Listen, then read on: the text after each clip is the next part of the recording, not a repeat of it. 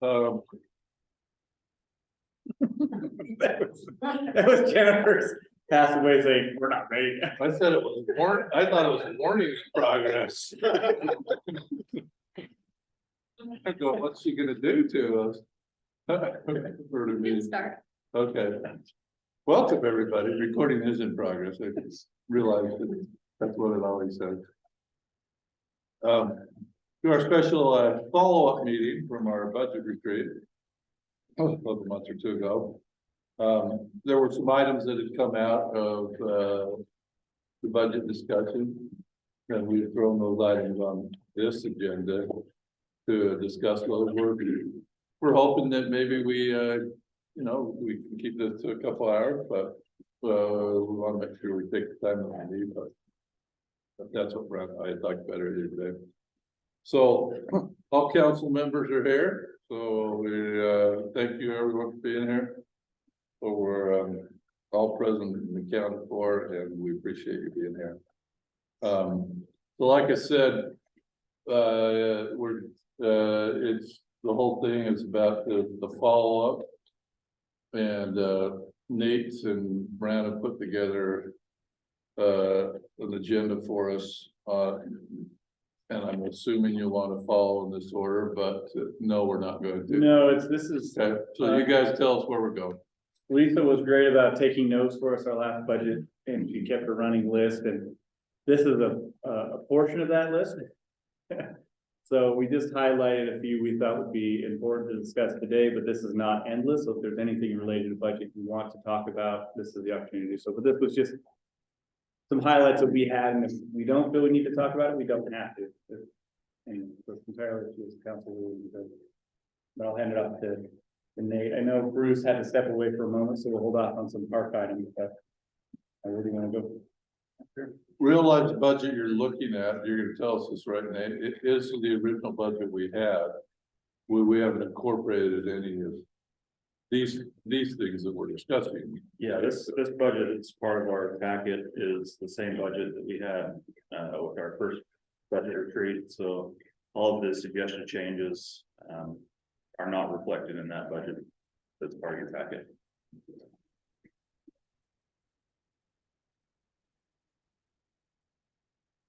Well, we can start off with administration.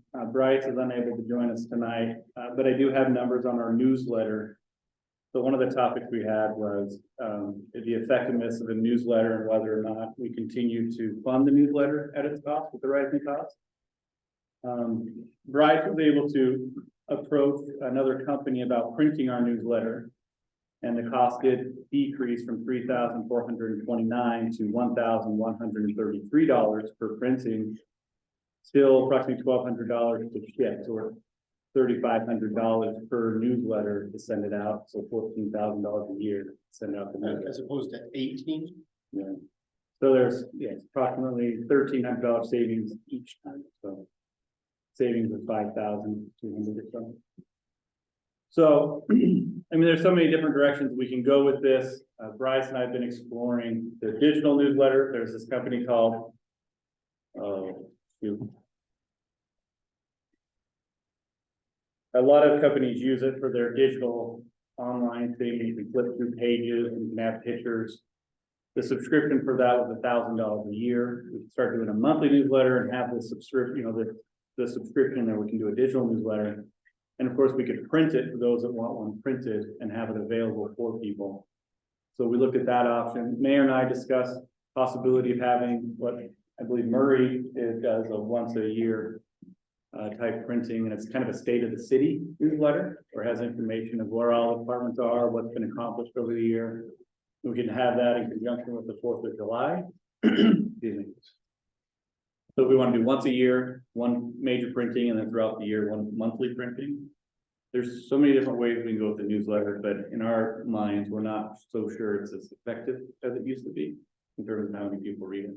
The budget you're seeing budgeted 3 times a year, right? Yeah, 3 times. We've done 4 to 3. Yeah, thank you, sorry. What's that, Nate? So we had budgeted for 3 printings, at 13,500. And it's for 6,500 prints each. Which one item was that again? On page 10. Right. So 486. That's the last three.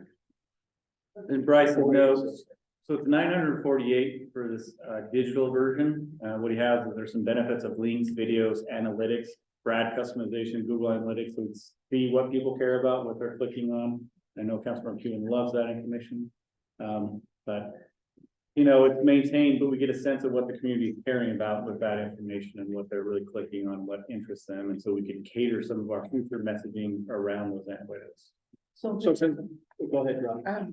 so a lot of people, when I've asked them about it, their big concern is the 4th of July and our rec. They like say, we wait for that newsletter for our rec. So then would we put something in our utility bill for the rec and then with a link that they can get on to see everything? Yeah, I think we could easily, I mean, we don't need to have this fancy printing for a rec flyer, essentially what it comes down to, right? It would be, even if it was a matter if it's an individual mailing, it still would be cheaper just to print it on some maybe heavier cardstock of sort, maybe a little bit heavier, but weight paper, but that would be so much cheaper than having this. One of our biggest costs in the past that we were experiencing is they would edit our newsletter for us. Really, Bryce is doing that editing now, and that's, I would suspect that's why the price dropped, is because we're no longer asking them to edit. That's not really, it's just. Well, it sounds like, at least from what you're saying, we have potentially 3, if not more options, but let's say 3 options. Leave it as it is, which is 13.5, we get 3 printings a year. Or potentially save by going to the different printer and go to $10,000 or $11,000 a year. Or we go all digital and it's only $1,000 a year, and maybe we just have a link in the utility bill to that digital newsletter. I think a flyer inside insert, because I know a lot of people like to hang it on fridges or keep it out, and my wife is that way, find us, so I don't think just a link would be sufficient, but it's easy to add an insert to our utility bill, right, so. Yeah, but that wouldn't be $1,000. Nope. The $1,000 one is if you just keep it all digital, and then people, if they choose to print it out at home, they can do that. Or And then- that one page. And he did propose $500 additional social media ads for marketing budget. So that's where you can have target ads that show up when you're on your Facebook feed. Adding more to that, so rec programs, we could pay a little bit and then rec will show up in their feed if they live in Centerville, and it would be more front and center. I don't know how often Facebook is being used anymore. That's one thing I'm out of. I know people are moving away more to Instagram. Younger generations even further away, to like Snapchat and TikToks, and I'm not going there. I'm just saying. I don't know how, I think though, When you have, my generation is still pretty Facebook. So, and Facebook and Instagram.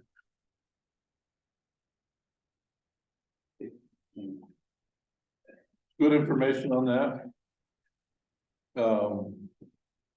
Council, any thoughts?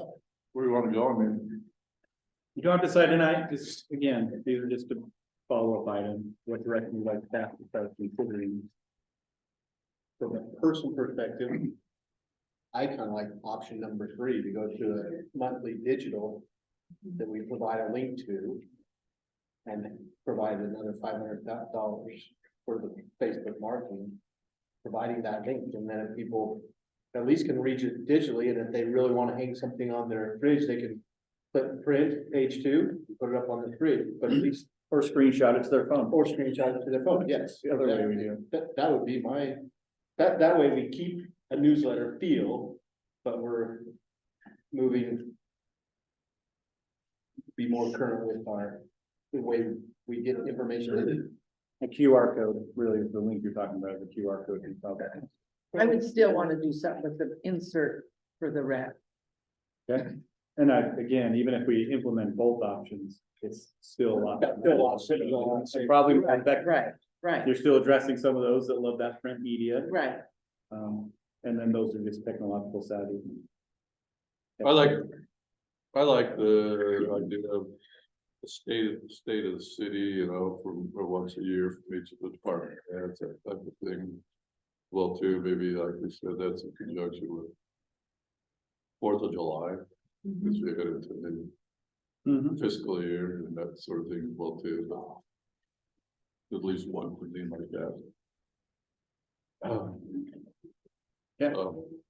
By printing, Mayor, are you talking about a whole newsletter printing, or are you talking like the insert that he's talking about in the bill? I mean, you're talking whole newsletter, like, once, yeah, Once a year, okay, we'll probably have a little bit different tenor, because it's once a year, it's not a quarterly thing, Yeah. which is. And I know it's not quarterly, but it seems like usually it says something about quarterly in there. So we'd still be about $5,000 if that was the case. I'm We'd just still saying, have we're about doing that, I don't 3,500 say for there's much money. that printing, plus you'd still be paying for the digital Digital. subscription for 1,000 plus the 500. let's do, yeah, But we could we'll do, have, we could still do the digital and still have one of those newsletters, kind of like what you're saying. Hmm. Where the department heads all get on and you get on and give kind of the state of, just have it in the digital form. It's the mailing that's so expensive. The post office. The post office is a racket, isn't it? Yeah, it's gotta pay a lot of retirement. I guess that's why I was wondering about, are you talking newsletter or just, I wondered if we could just do, for the 4th of July, a 1-page insert into the utility bill Right. that just says, here's where you should look for all of the details, yeah, you could do that too. just And that's help why- those that don't, It direct them to that. yeah. That's why I kind of like that direction and I mean, if you wanted to mayor, I think the department head reports would be great, and you could rotate annually.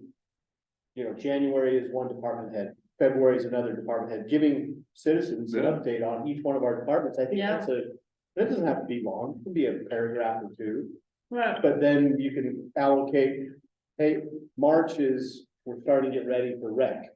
Here's our rec programs coming up. And then, you can have different months where you're organizing the dissemination of information. So explore the digital form a little bit more and come back With inserts, sounds like. Inexpensive inserts. with some flyers for rec or any other critical information we send throughout the year. Okay, we'll explore that for sure, and then we'll talk about the state of the city. Again, I don't know how effective even having a state of the city, nice printed one, how effective that's going to be and who reads that, I don't know. But we can leave, I don't know, $5,000 in the budget to give us some wiggle room for one printing a year. But we can drop that down. Does that seem reasonable? That seems reasonable, I was much more excited about it 3 weeks ago when we talked than I am tonight, I don't know why. Because we were having fun at Robin's expense. I think that's why I was a little. I see you read with the newsletter, so I've been biting my tongue the whole I time. noticed that too. So. Okay, let's, yeah, I think this would be a great direction. We'll explore it. Okay? Okay. The next item, where's your notes?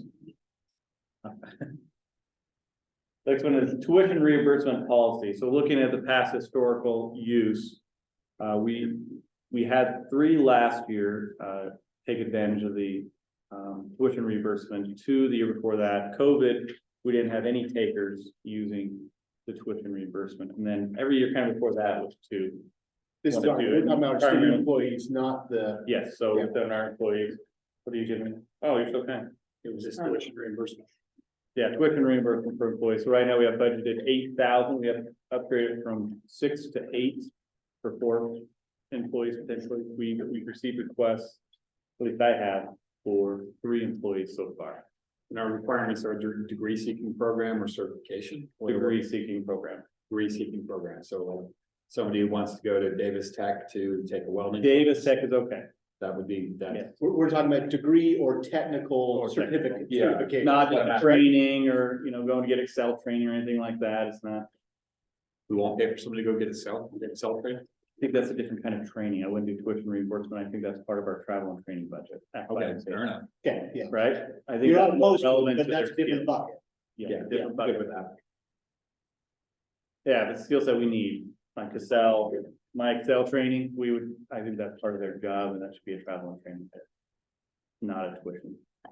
Everything needs to be related to, their current occupation. So we have it at 8. I think that's a reasonable amount. $2,000 reimbursement, frankly, doesn't cover much anymore. But I'm okay leaving it at 2,000 for now. Any issues or concerns with that? What else do we need to remember that? I'll just see if we want to increase it for next report.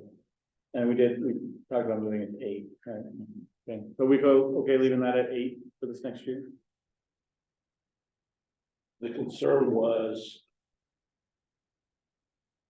less on the budget side as the fact that we're capped at a couple of 3 people, as I recall. Oh, yeah, so we did discuss, you're right, absolutely, thanks, Councilmember. We discussed flexibility, if we did have potentially 5 employees come, is there flexibility within the administrative decision to say, yes, we're not gonna eliminate anybody from being able to pursue this based on how it might be a benefit to the city, how it should be a benefit to the city.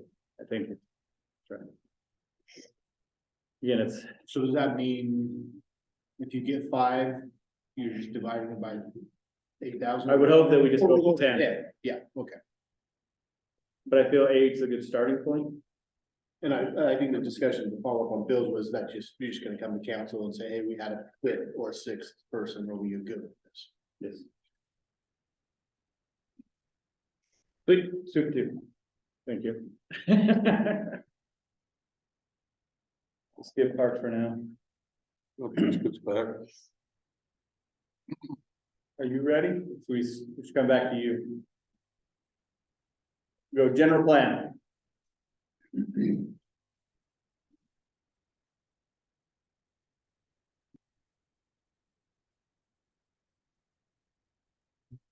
We start from scratch. I haven't done just anything, so start from scratch. Start from scratch.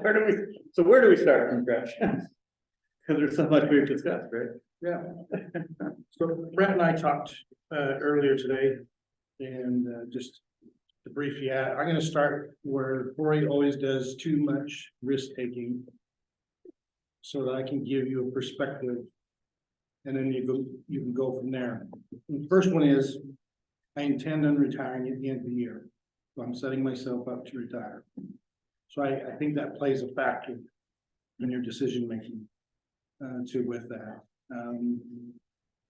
The second part that comes into is the discussion of your branding and reaching out and visioning, because that was a concern that I think the council had heard earlier about starting the general plan before you get started with the branding, which comes first.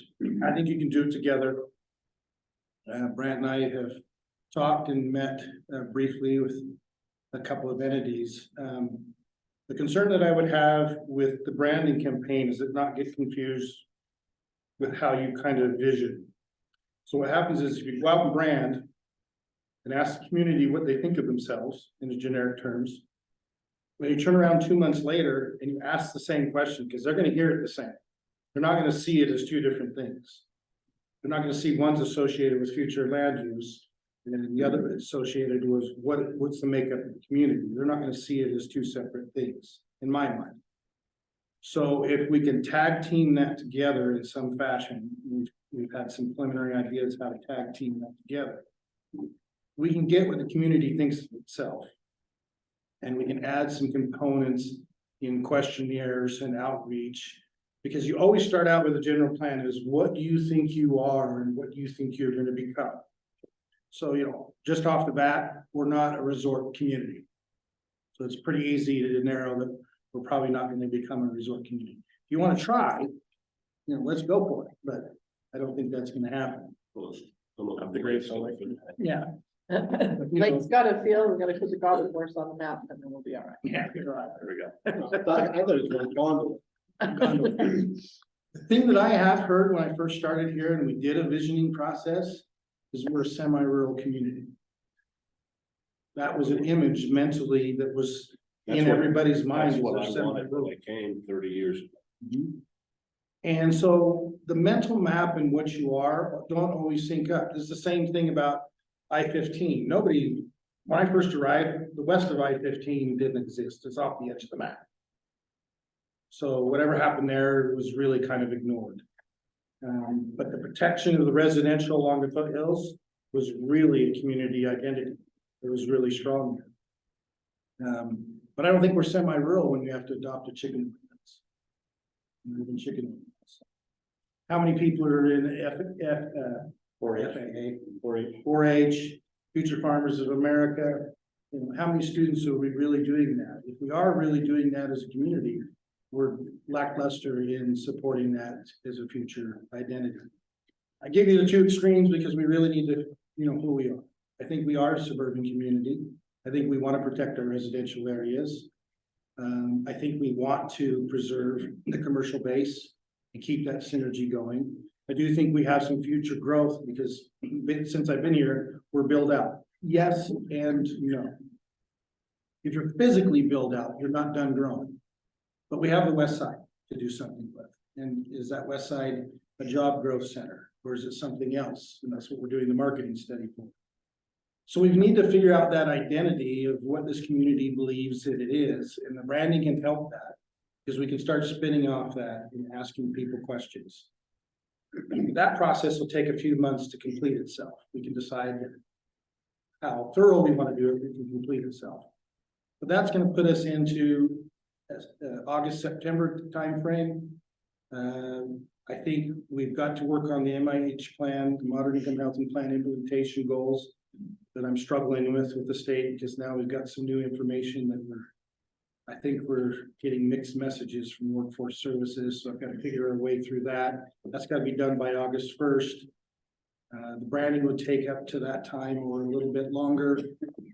And then that puts you at election time.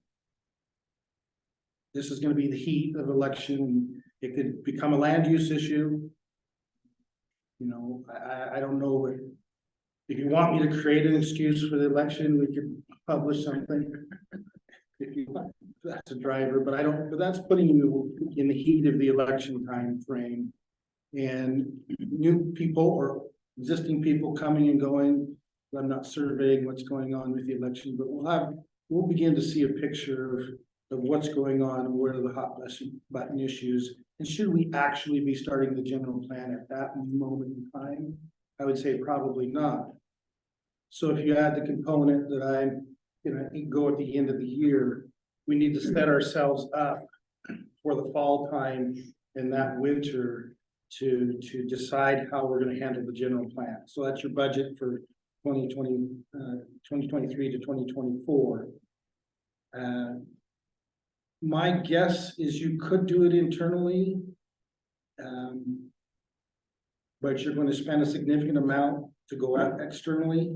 And in a transition time, it's probably a combination of both. It's a combination of some internal, getting it kicked off, and looking at some expertise to get it going.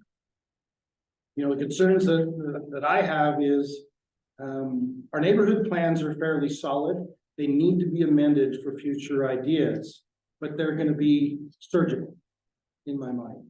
Our elements are the residential element needs to be done, the transportation element needs to be done, you know, absolutely right away at some point in time to do that.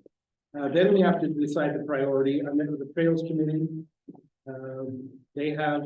We discussed how a general plan works, how a strategic plan works, how the capital improvements plans work. But they're kind of on fire too. So we start to have to prioritization these elements. So, you know, is it community facilities and updating our parks and trails plan? Is it our transportation plan with the expansion of the I-15 and the alternative transportation modes, which somewhat links over to the trails? And it's the residential section, because we still need to have a discussion on how we should do housing, whether it's infill, and strategic surgical opportunities. If you take Randy Randall's dad, Ron Randall, he didn't sell his property. He held out for all the developers. He has got a 2-acre piece that's narrow and deep. He can't use it. zoned RL. He can't use it. But he held out. So is he gonna be penalized for holding out for all these years? He can't use it, so we're gonna have some infill growth that we have to handle, so the residential needs to be addressed. And then if we do anything on the west side to add in residential. So that's kind of my rough timeline is that I think we've got the branding and visioning can be tied together. Then we're gonna hit the September timeframe roughly. The elections are gonna start showing some personality. And getting buy-in from wherever that synergy is going, probably deciding some RFP, whether that's some surgical RFP or completely turning it over to a consultant with guidance. I think the council has to decide. My concern about just turning it over to a consultant is they have 15 templates and they'll start modifying it to whatever they think you'll fit into. And I'd rather see it reversed the other way. I'd rather see us know our identity, know kind of our goals as a community, and then that forces experts to start matching that instead of the other way around. I think the council's been supportive of that idea, Yeah. correct? And so getting off that foot early, winter, getting RFPs out, understanding that relationship. If we're hiring experts. budgeting. Late summer, early winter, or if I say fall, fall is probably. Okay. And then, you know, probably starting after the first of the year in moving forward with probably a new director, more likely than not. Is that the Gwyneth Paltrow law case? Is Give me a more percent. likely that he ran into her, that she ran into him? What's the percentage? 64? 64. Okay, so. We haven't voted on it. It's 89. So those are actually better options than you led with.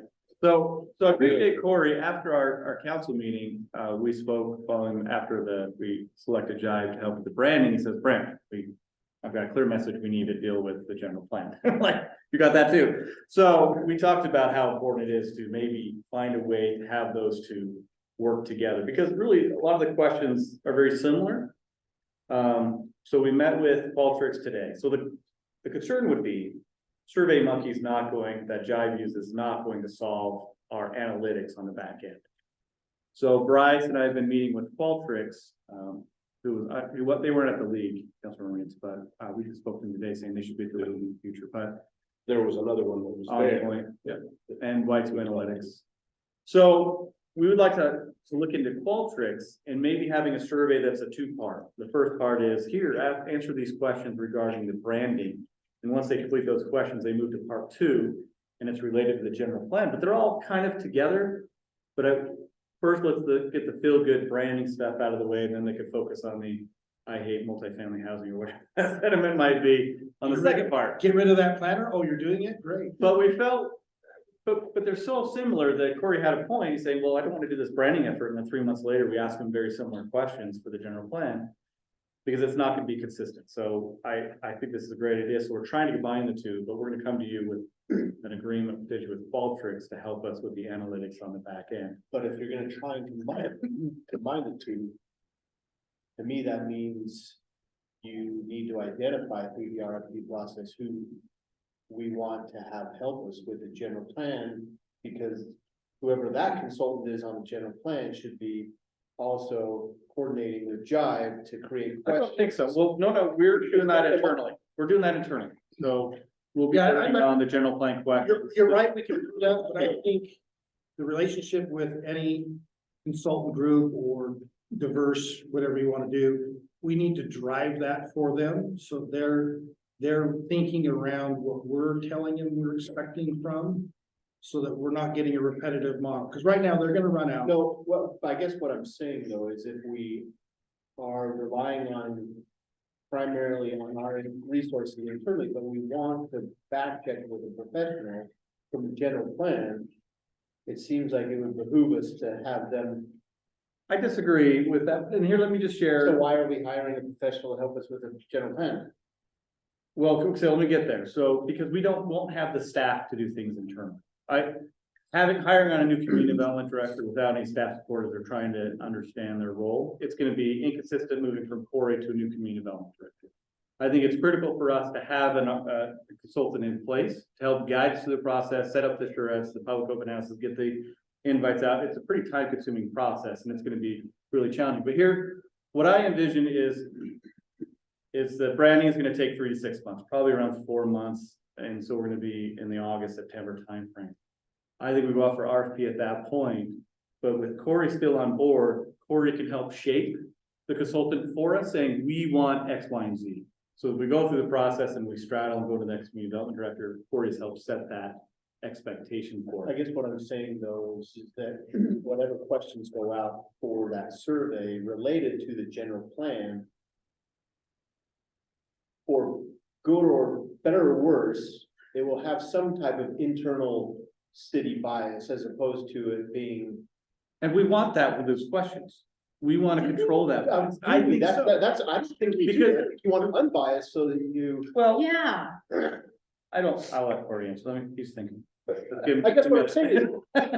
That's like, Well, depending on how the questions are structured, I don't wanna miss out on other good questions that. that's my concern. Well-meaning Corey may miss and just, as you said, Yeah. man, I wish we would ask. Questions A, B, C, X, Y, Z. But you can have those follow-up questions. So what we talked about is that this first initial questions could lead into, you answered this question, come participate in this follow-up question, or this charrette, or this open house. And that consultant could then say, here's where I'd like to start focusing that information. I just don't want a question to bias, that's already internally biased. Do you want our bias, or do you want West Valley consultant general plans bias? So, you know, the Isn't this what guys so supposed to help us, where we have independent questions? well, that's where I'm learning on Corey. I mean, obviously. I just don't want to, yeah, let's lead the witness, your honor, you know, I just don't want it to be that type of a questioning to our community as it relates to general plan and break. The other concern I have is, so I feel like with Corey in place helping to get those questions, we're gonna be fine, because Corey knows and understands the ordinances and the feel of the city better than anybody.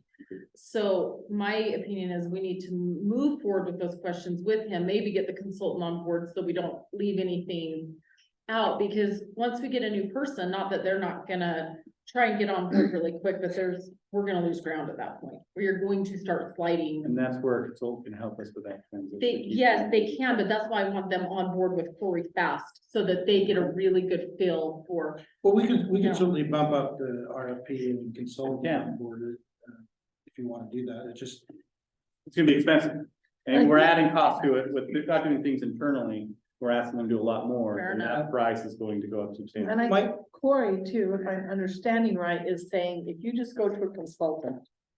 He's gonna pick West Valley, he's gonna pick Farmington, he's gonna pick whatever. They've already done it, then they just kind of tailor it in to what we've done.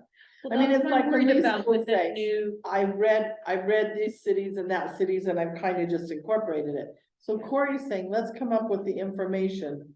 Let's give them ours so that we don't fit any of those profiles and they have to make a Centerville rather than an adjusted. And that's why I totally agree with you. That's why I want them on board with Corey faster rather than later. Because the minute that we do get the new person, the consultant's gonna be in charge.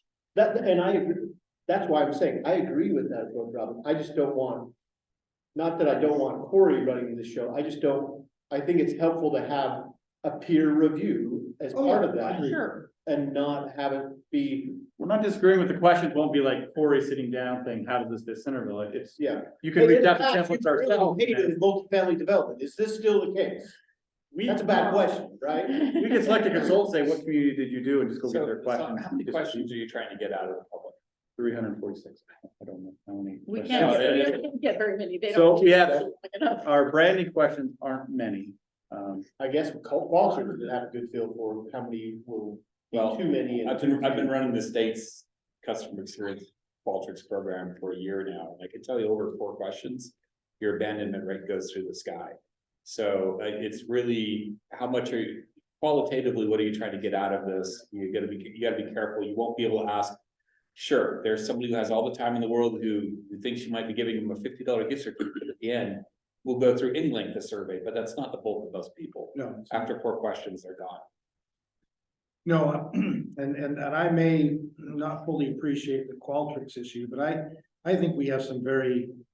My concern is what we did with South Main Street is that they did the form-based code format. And they did a charrette, showed pictures, and you like a pretty house or you like the ugly house?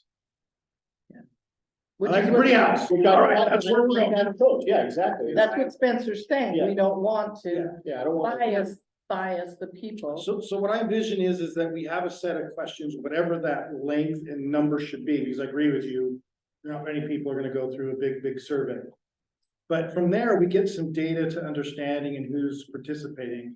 And we would move then, and I was thinking with Qualtrics, and when we discussed with them, now they have the resources, the contacts and the responsing going on, that can repeat out to somebody that answers a specific way of a question. Will you participate on this survey or this panel or whatever we want to do, so we can glean a little bit more out of them as we set up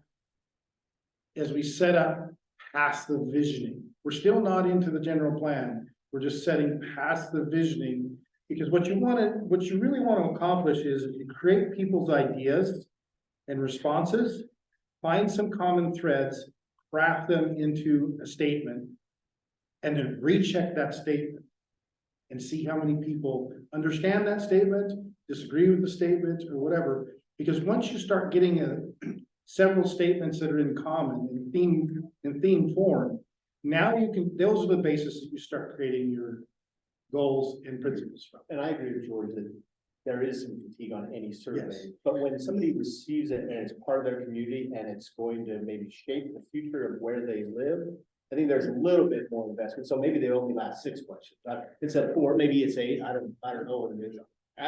Qualtrics has data science guys, just ask them straight out, on this type of survey, what are you seeing is the abandonment rate? And they'll tell you where you'll land. That's why we really like our meetings with them. We really like Qualtrics, and we can use it for other things in the future that Bryce and I will explore with you at that meeting we discussed. They're gonna do a demo for us.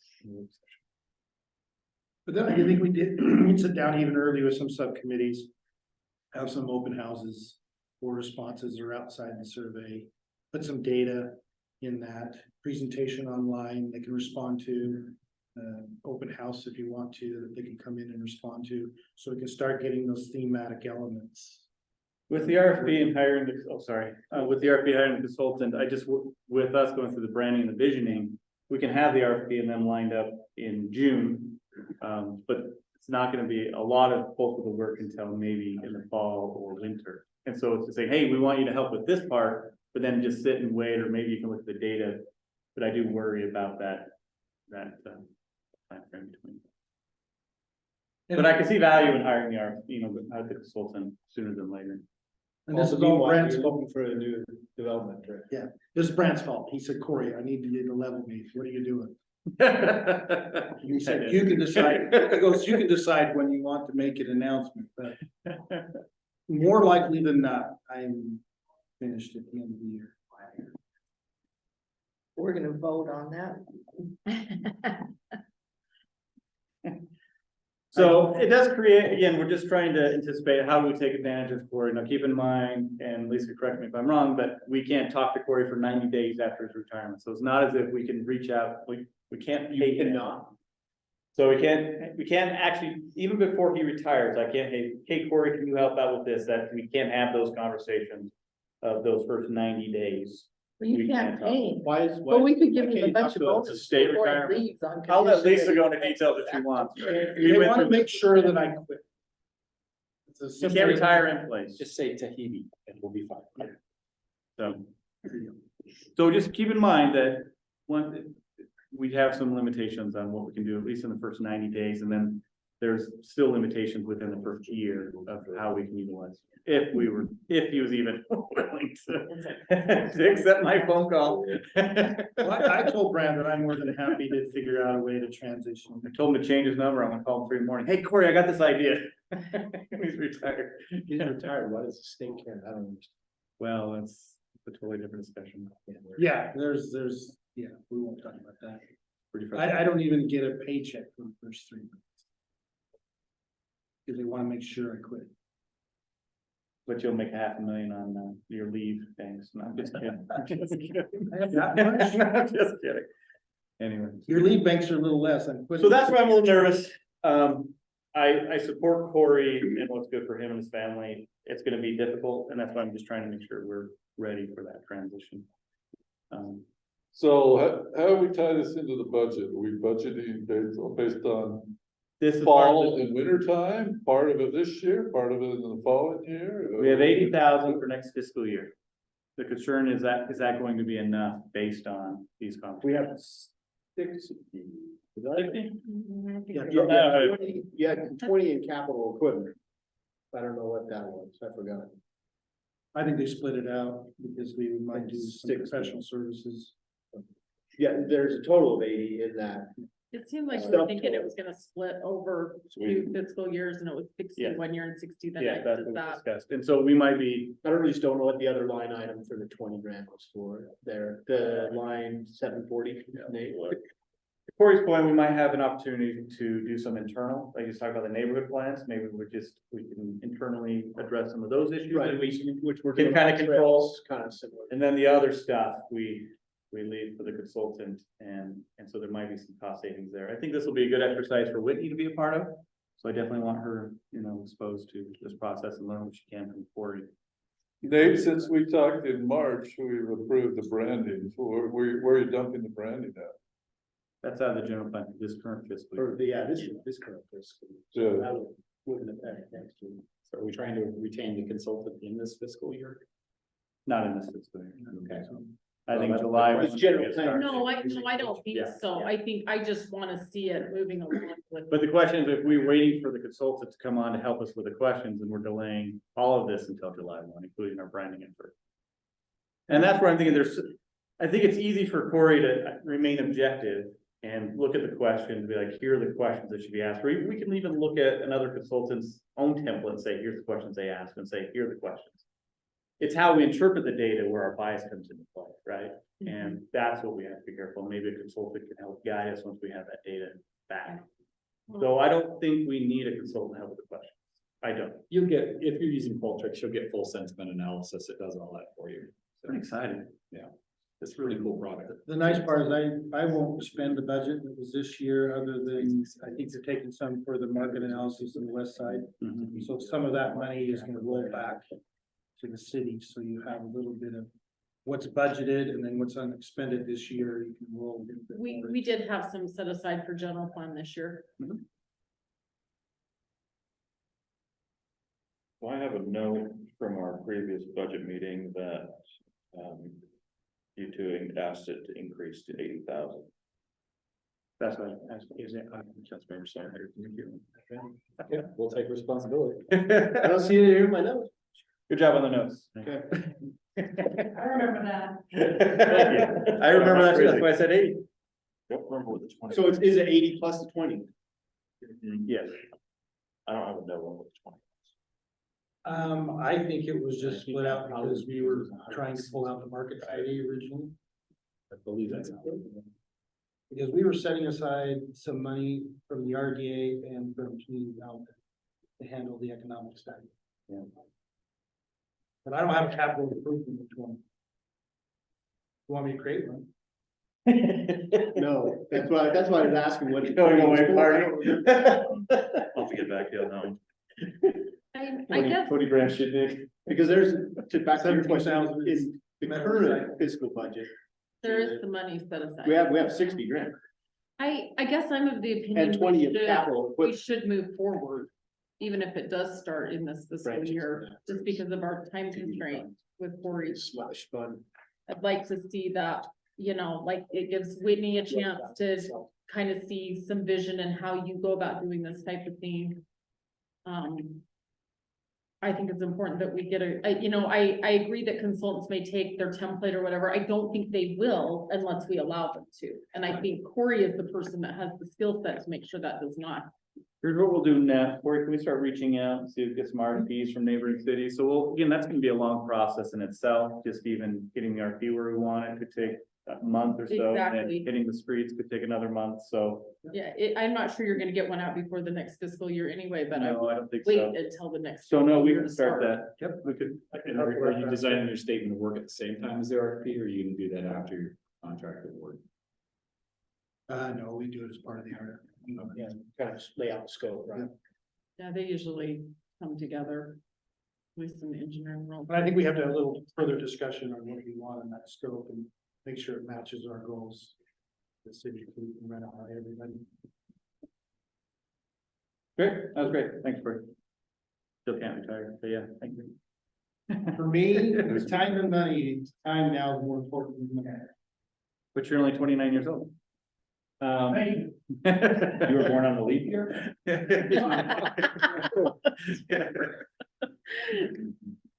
All right, we'll just move right along. Public Works, you wanna come chat with us? So in Public Works items that we had was the discussion of more beacons, hots, or flashers throughout the community. So we have in the budget, what locations do we have in the budget? North, south, and northwest. And Northwest, North South and Northwest. So there was some discussion about more of these beacons, flashers throughout the community. So we had this as a follow-up to see if there's any further discussion, whether it's in this next budget year or in future budget years of including more locations. With. Now, outside of Main Street, Chief, we discussed this today, there, UDOT's working on various locations on Main Street. Potentially more signals, but. They remind me where we have our sign down. Yeah, Page 29. And it's 488. 488, thanks, Mike. And the cost has gone up a little bit. They're at $9,000 right now Per per intersection. sign, per intersection. Steve did bring up that he wouldn't mind seeing more of those digitized speed limit signs. We kind of find some value in that as well, since they do collect data, and Mike and Kevin could benefit from those traffic count data, so there's potentially some benefit of upgrading some of those signs to that, which I don't know. the Realize cost of those. collected data. That's all. They just counted cars essentially. Counting cars and speed. And speed. Oh, well, that's true. It would. So I don't know what the cost of those signs. Well, remember now, Northeast, we made that one to where it can be moved. Yeah. That was not a guarantee that that would stay there. We could move that around from spot to spot, but that's kind of the home that it would stay for a while. But how often are we pulling data from that? I think they pull it all the time. I'd have to ask Mark and see what he does. I'm curious about the comments about certain vehicles sliding past, what speed they might have been going. It's mostly EX one, I'm just kidding. I can find out. That'd be It'd be kind of worth knowing what the average speed is.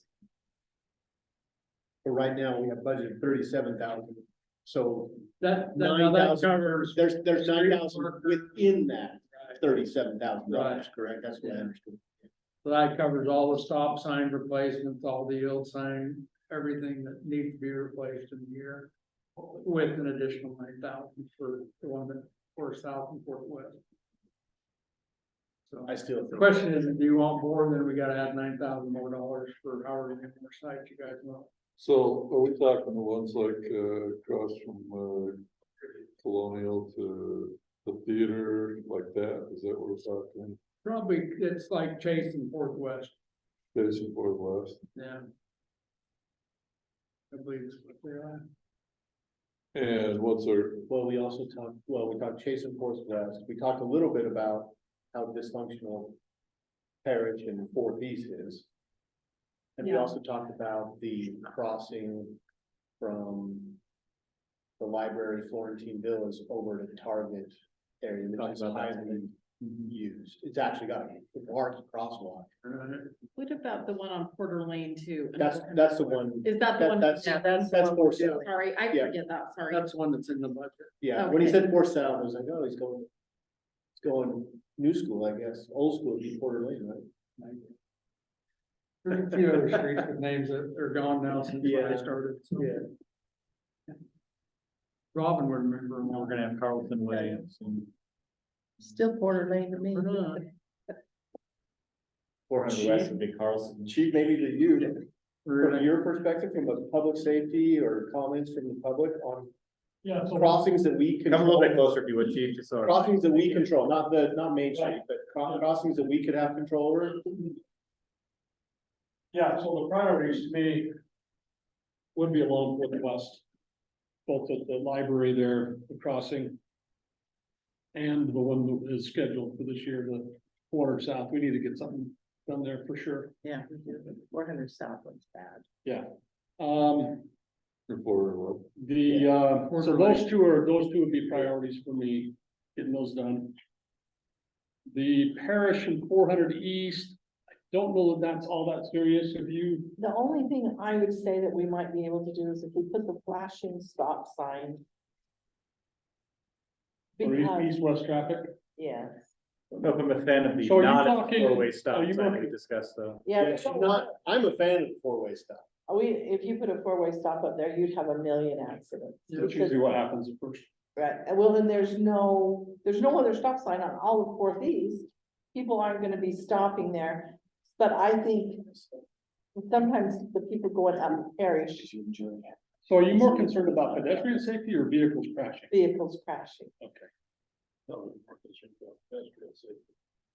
So that intersection is a kind of a tough one because of the way that it's aligned from the south side of the intersection to the north side, and it's on a hill there.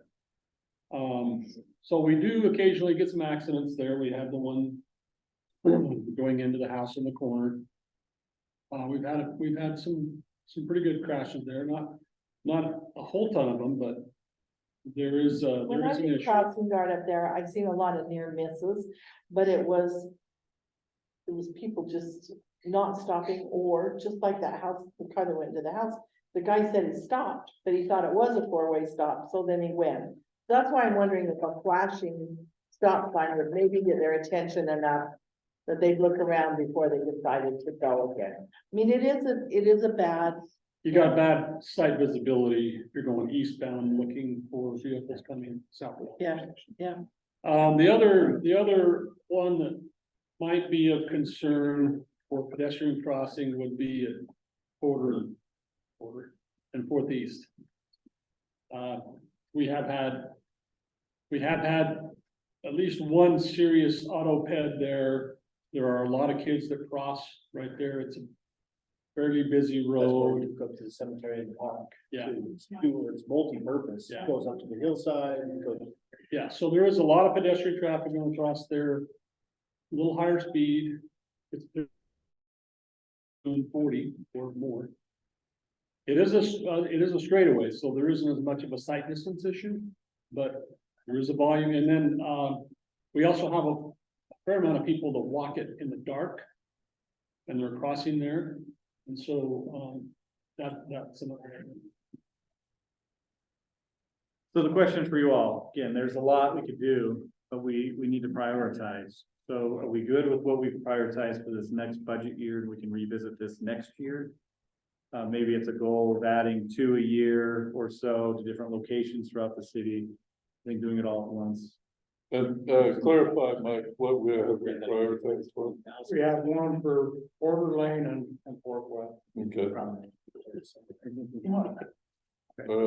So we're just doing one this next That's fiscal year. what we've got budgeted. That's why I crank another $9,000 and Yeah, so the question is, how do we feel about doing another one or not? But we did talk, we did talk about the Florentine as being one of those other places that should be considered based on that count. At good sales tax, we can afford it. I mean, I'm not opposed, because we are seriously concerned about safety. Manufacturing costs keep going up, you've got the money, you should, and safety is incalculable if you save a life. We So agree. I'm not opposed to it. Be opposed to adding one more and doing. We could do 2 a year and prioritize those 2 a year, if that's kind of the direction we want to be for the next 3 to 5 years. Of the four that have been suggested. Well, so Chief mentioned that there was a pretty serious auto pedestrian accident at 400 East and Porter, is that, I mean. But I think the chief thought down by the library is more important. Yeah. Oh, okay, that's your. Yeah, so if you're gonna add one, you would add the library. Yeah. So you do yeah. two along 400 Do west. 400 west. Mike is suggesting we just send everybody back to the DMV for driver. I would, Second that. I agree, You they wanna drive do- too fast you wanna on do more 400 than I west. think what you do is have, maybe Kevin have his traffic guy look at the library, target. And we'd like to look at the parish and Fourth. Parish. So we'll have traffic studies looked at those too. I mean, that, there really should be something driving why you want. to put Yeah, that. not just a field, that let's, Right. that would help with I our. mean, That's why I wanted to Yeah. ask Chief. hey, let's go, we can figure out. Okay. I think we need a light on Main Street and Porter Slope. Too many lines already.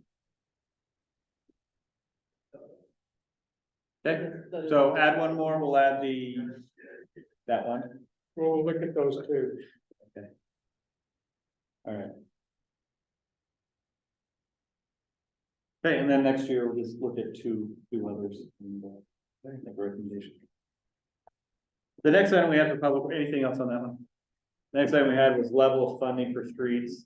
Kevin brought up last budget retreat that we're on a 200-year or so cycle of replacing our streets or renewal.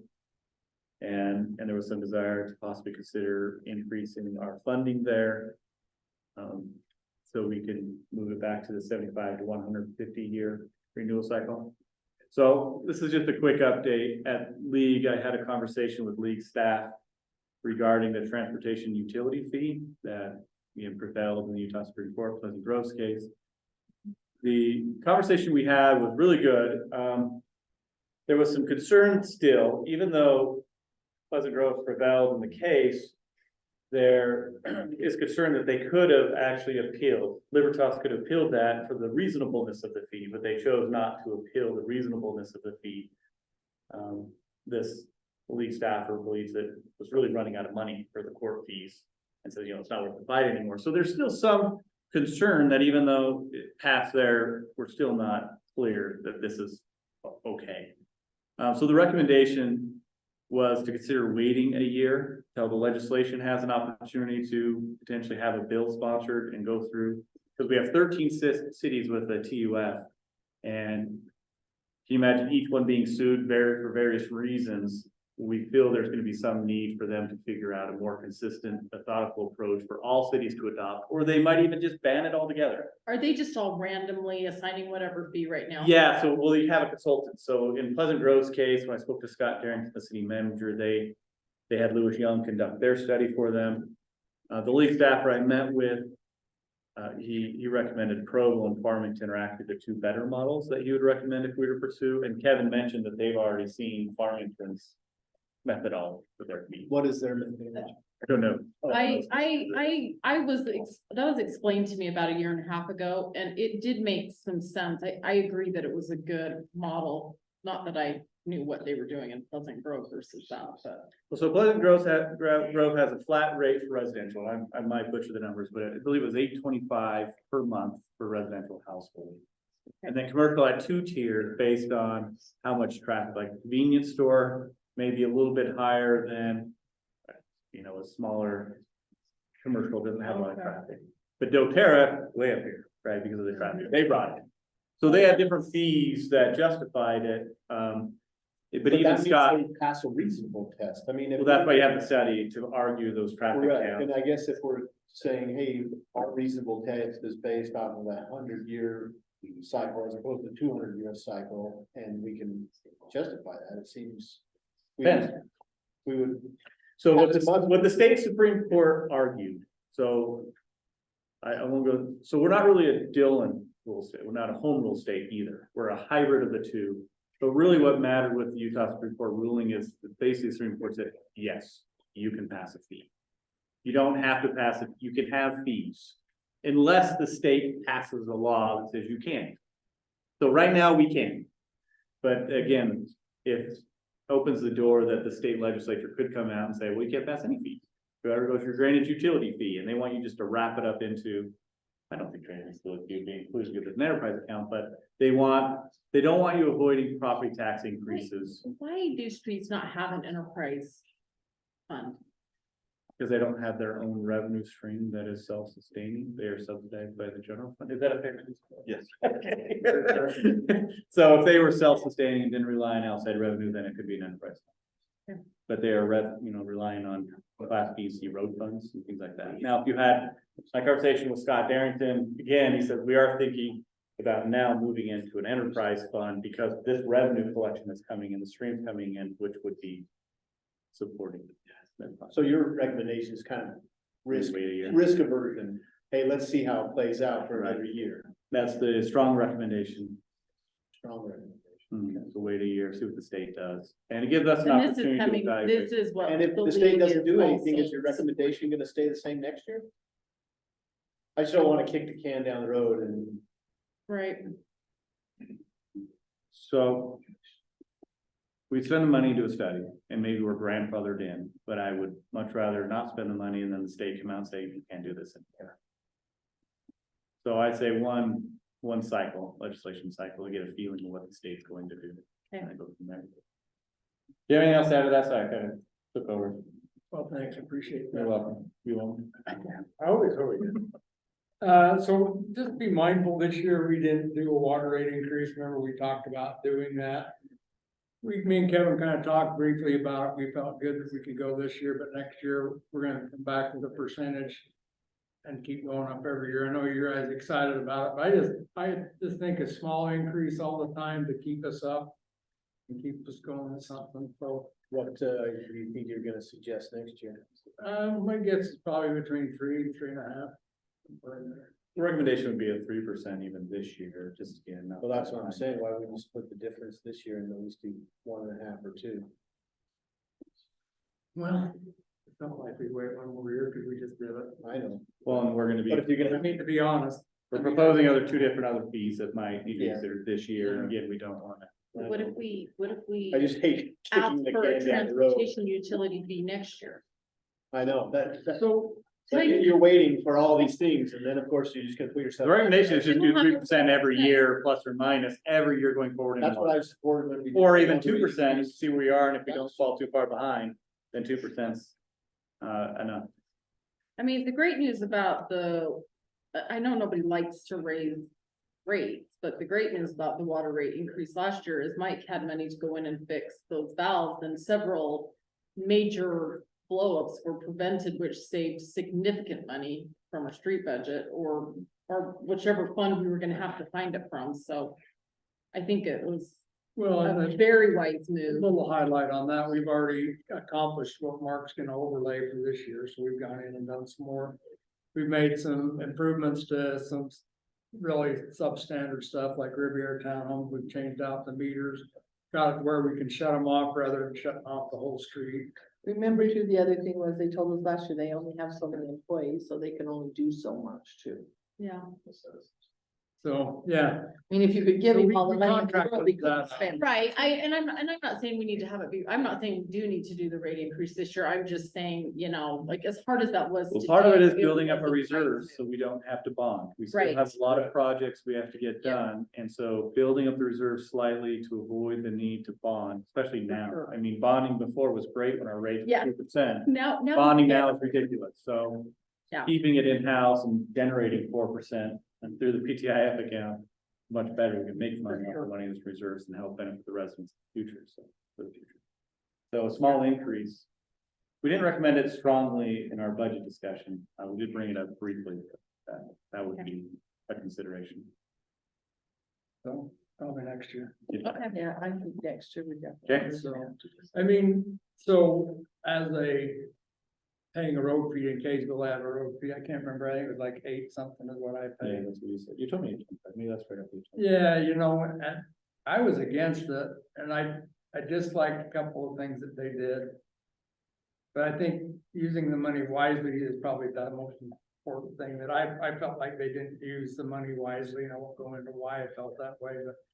When you get those kind of things, I think you've got to promote what it is that you're doing. I mean, I think Centerville is on track, we're replacing the roads, we've reached out on the roads this year.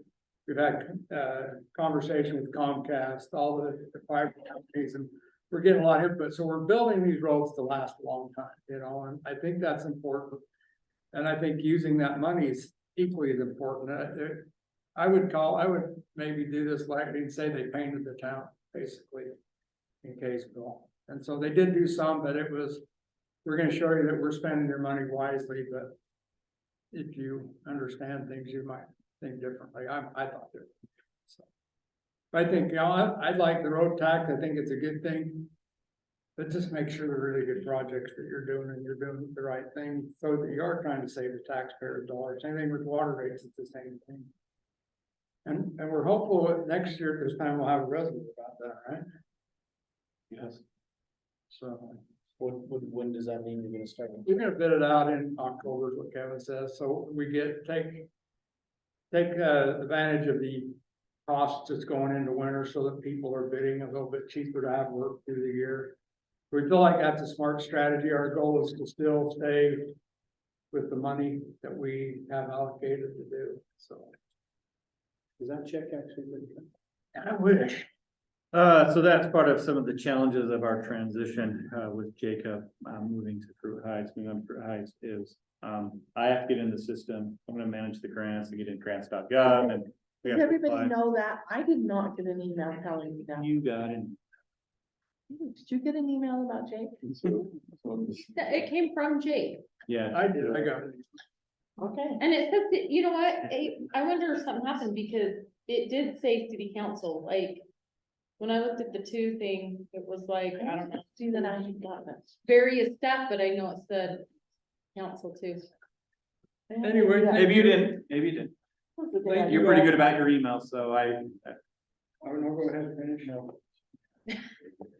You've been doing it all day. No, thank you for your support in my departments. I really appreciate your support. Mike's like my Thank older you. brother. We bicker like we're siblings. Way older. You just get to sit along. It's been a fun day. Thanks, Mike. Yeah, so we don't have check in hand. We still have to go through the process of like, as if we're applying for the grant, but. Which means I've got to set up an ASAP account. Anyway, it's a time consuming process, but we'll make sure we don't miss out on it. Anything else? Okay, sanitation fund. Let me pass these out. Did you find it? Oh my gosh, sorry. Cue the newsletter, Joe?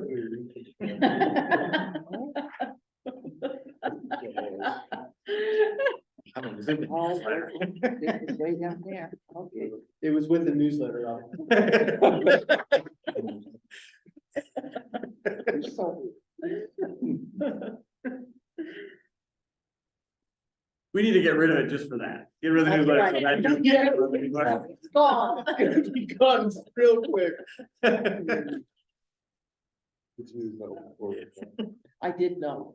I just had. This isn't a surprise to you right now. Well, no, I knew, but I had just heard through word of mouth. I hadn't, but I do have it. And I looked at the time and I thought it was coming that day, so. Okay, all right, sanitation fund. So just to give you a little background on our sanitation fund. We signed an agreement with Ace Disposal back in 2018 to handle all of our garbage recycling, green waste collection. If you remember a couple months ago, this agreement was amended. And our new rates will go into effect on July 1st. We had about a 7.1% increase in our collection fees. So in addition to those collection fees, the tipping volume has also increased in recent years. So our tipping fees have stayed the same. But with people starting to work from home, all that garbage is staying here, and so our volume of tipping fees has increased. Do you think that makes that much difference? We experienced it in my previous city, when COVID hit and everybody started working from home. You were here. I started here in 2021. So 2020, we saw a lot of home remodels, which we think were part of our tipping problem. That just those heavy building materials were going in the trash can. A lot of people are home cleaning out their Yeah, old food storage and their. all sorts of stuff. We won't mention names. Some people were cleaning out their old food storage. yeah. Stuff like that. Are you saying those number 10 cans are heavy? No. When the peaches turn into a solo man? The claw's struggling to lift up the can. I still somebody with a lot of food. But not Add a lot, right? Now it's gone, right? Wasn't me. Wasn't me. But in addition to that, the cost of containers, and shipping those containers has also significantly increased. So the last fee increase that we had was back in 2019. And if you recall last year, about this time, we were going through the budget, we acknowledged that the need for a fee increase was likely because we had to use 54,588,000 of fund balance. But with the property tax increase and the water rate increase, we elected to use fund balance and put it off a year. But now we're at the point where kind of need to have this increase, because we used a significant amount of our fund balance. And when we increased it in 2019, we probably recommended a higher amount, another increase, but again, we had some reservations at that time of increasing. So we're now at a place where we don't have enough fund balance to cover next year if we don't increase. What is our current balance? Right down paper. So our, Thank you. What- at the beginning of the year, we were 74,000. I knew that would be a question from you. Yeah. Sorry. On this, I look- on Oh, this got sheet- beginning cash balance at the bottom, you have Yeah. cash position, okay, yeah. so at the end of the year, I'm Yeah, estimating we'll be down to 19,500. 19. Okay. Thanks So for yeah, anticipating that. Looking at this sheet, the new rate is there highlighted in yellow. With the column to the left is our current rate. And you can see that for your first solid waste can, it's the black garbage can, it'd be $1.86 increase. You can see the other costs for the extra cans and recycling and green waste there as well. I'm happy to walk you through this spreadsheet if you want all the details or if that's sufficient. But this analysis assumes that we adopt a tentative amount of the 113 fund balance in the budget.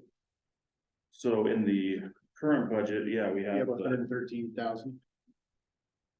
that's what we had to do to balance this fund's budget. But does that assume for right now, that's how we get to the 19.5 is the estimated fund balance? So the 19.5 is using that 54,500 from the current year, from fiscal Okay, year. so if we 23. went to what you recommended or staff's recommended, it's another 60 on top of that. So it'd be closer to 80 if we adopt the budget as is. No. No, the budget as is without the increases. Hmm. Oh, okay. Yeah, the budget that's in your sheet right now is without the increase. With this increase, we'll bring that fund balance down to 0.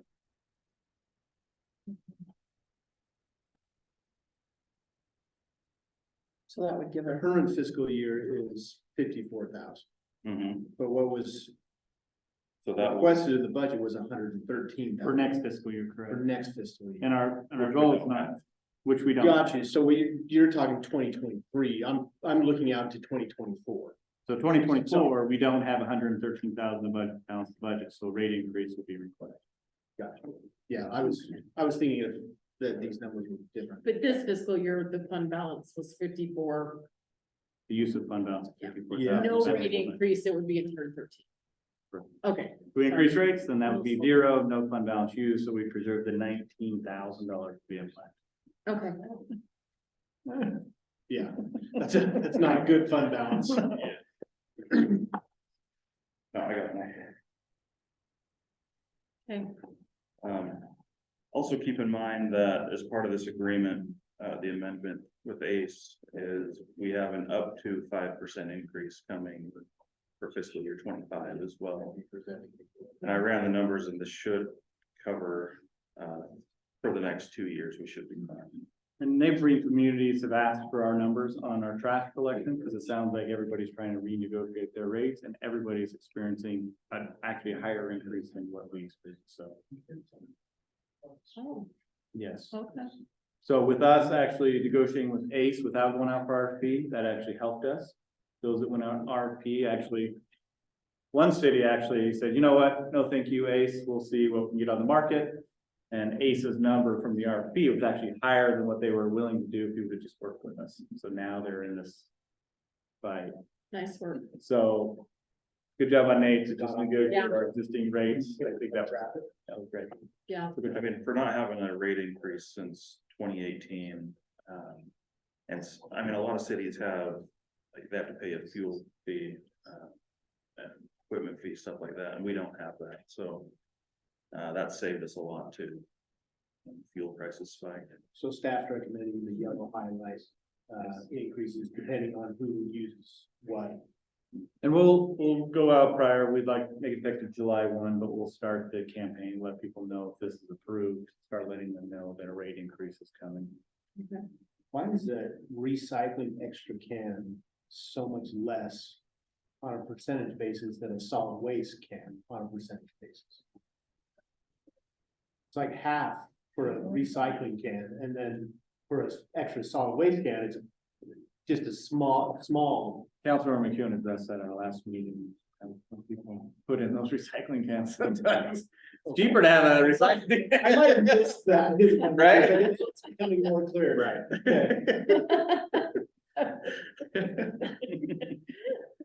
Well, that's what we don't understand, quite frankly. I mean, that's just the way. Well, the idea was when it started was that they were Encourage, making money off the recycle.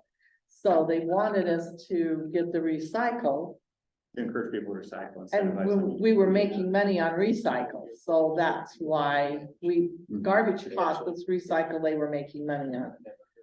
But I'm not sure they're making money on recycle now, so I don't know why it hasn't changed. And that's another area that Jacob or whoever negotiated this original contract did a good job. Some cities like the revenue from recycling, but when they're losing money on recycling, like now, they're also responsible to pay. Right, So for the last few years, we could have been paying a significant amount. But hindsight, that contract was really good. So you anticipate we'll obviously have to have another increase based on what they do next year, 5%. So we should be good for fiscal year 24 and 25. What's that?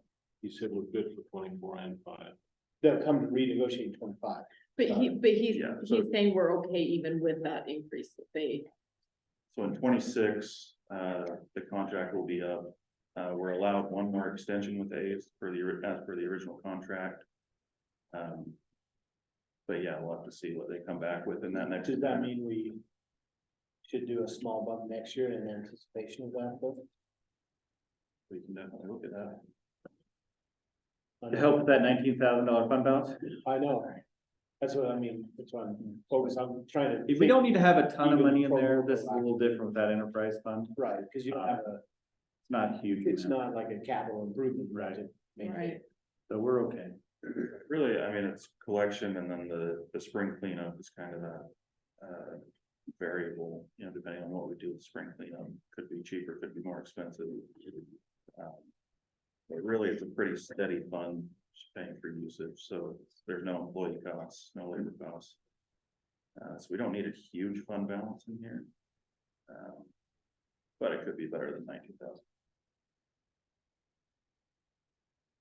Are we okay proceeding with the recommended amounts? Yeah, I think so. Okay.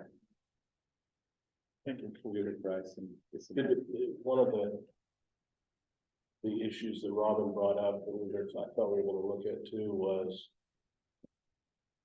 when they did the recycling, it was stated that once you've elected it, you can't get out of it. And I don't know those specifics. And there is a fair amount of dissatisfaction with that by people. I hear about that frequently. Yes, well, a little bit. I know that's part of our ordinance. I don't know if that's part of our contract off the top of my head. Yeah, it was explained that it was contract terms, if we dropped below a certain threshold, it would be unsustainable. That's part of the reason we get the $5. Rather than. I think it's part of the. I know we do occasionally get calls with people that aren't happy about having it. Some people elect.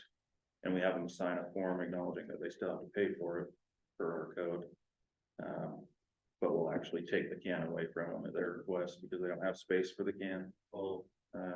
They'd rather not deal with it at all. But they still have to pay the fee for one can. I put mine on Facebook and let somebody else use it.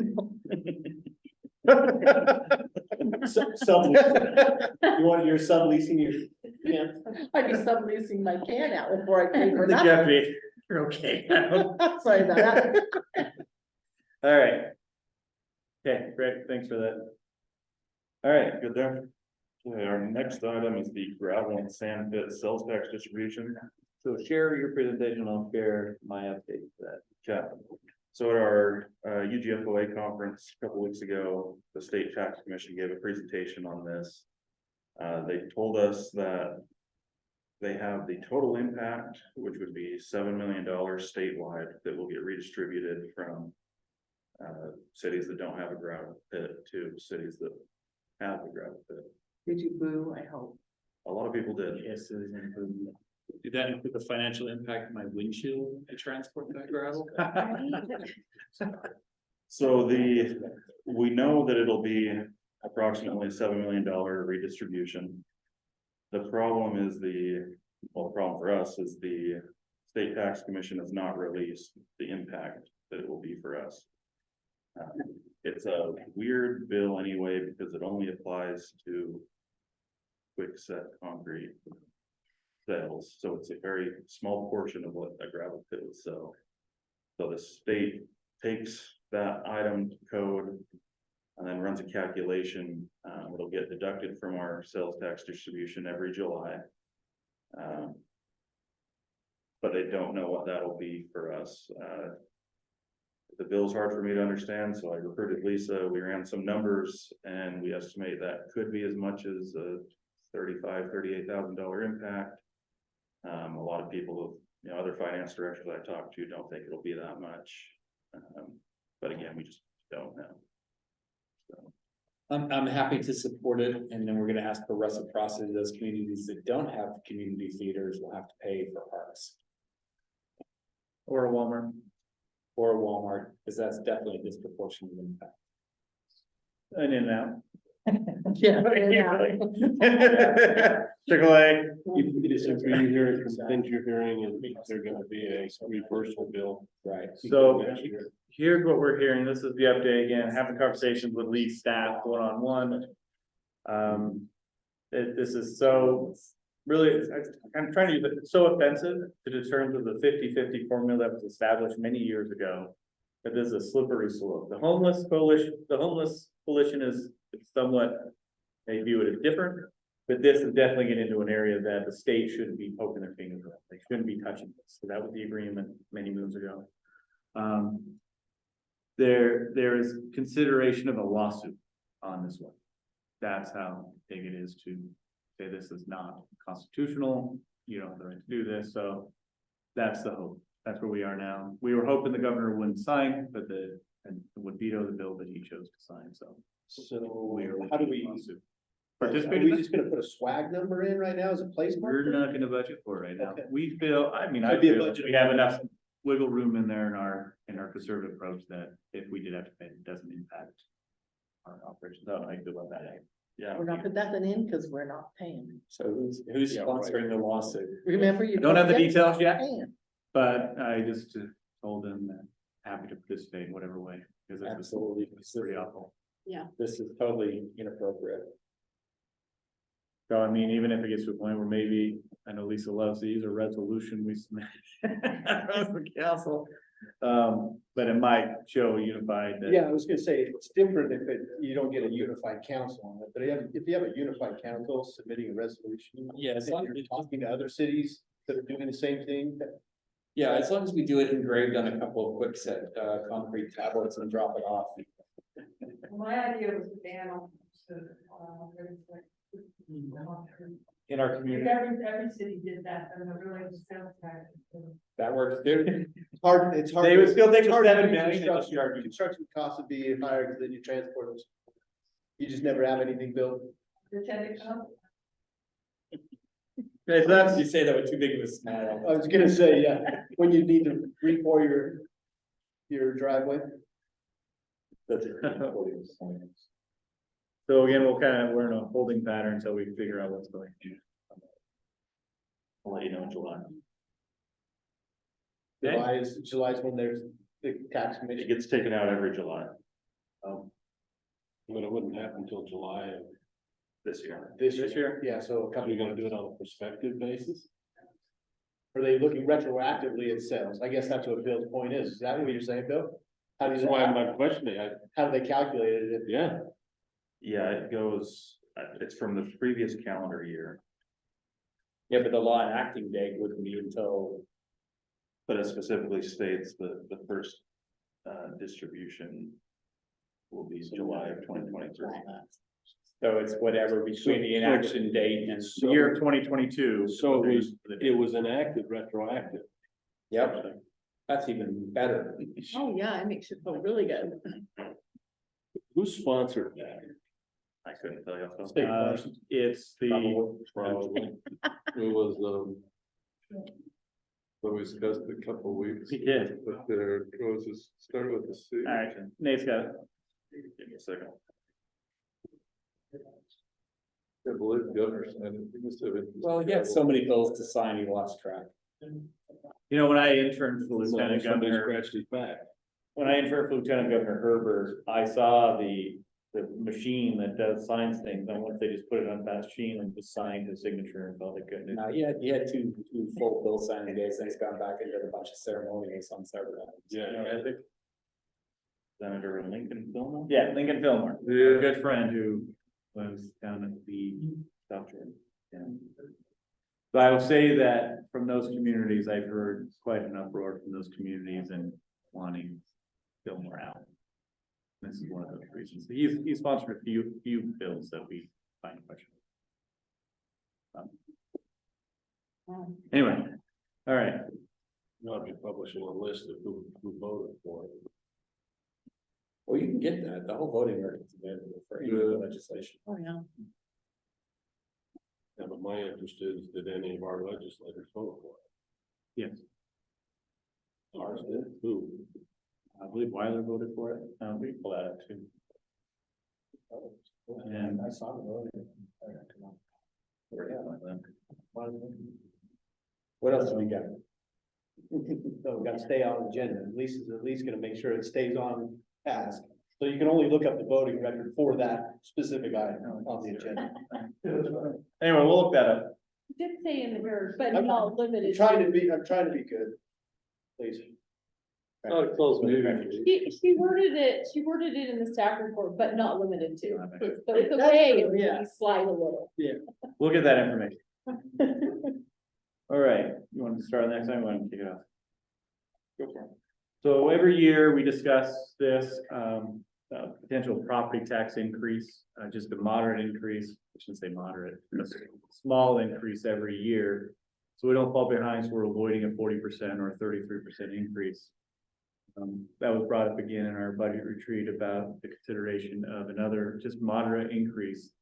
And one of the arguments we have for this year of why an increase may make sense is the $54,836 that we're needing to reduce our property taxes by for animal control creating their district. Nate ran the numbers, and based on not including our new growth for next fiscal year, it'd be a 2.49% increase just to recoup that $54,000.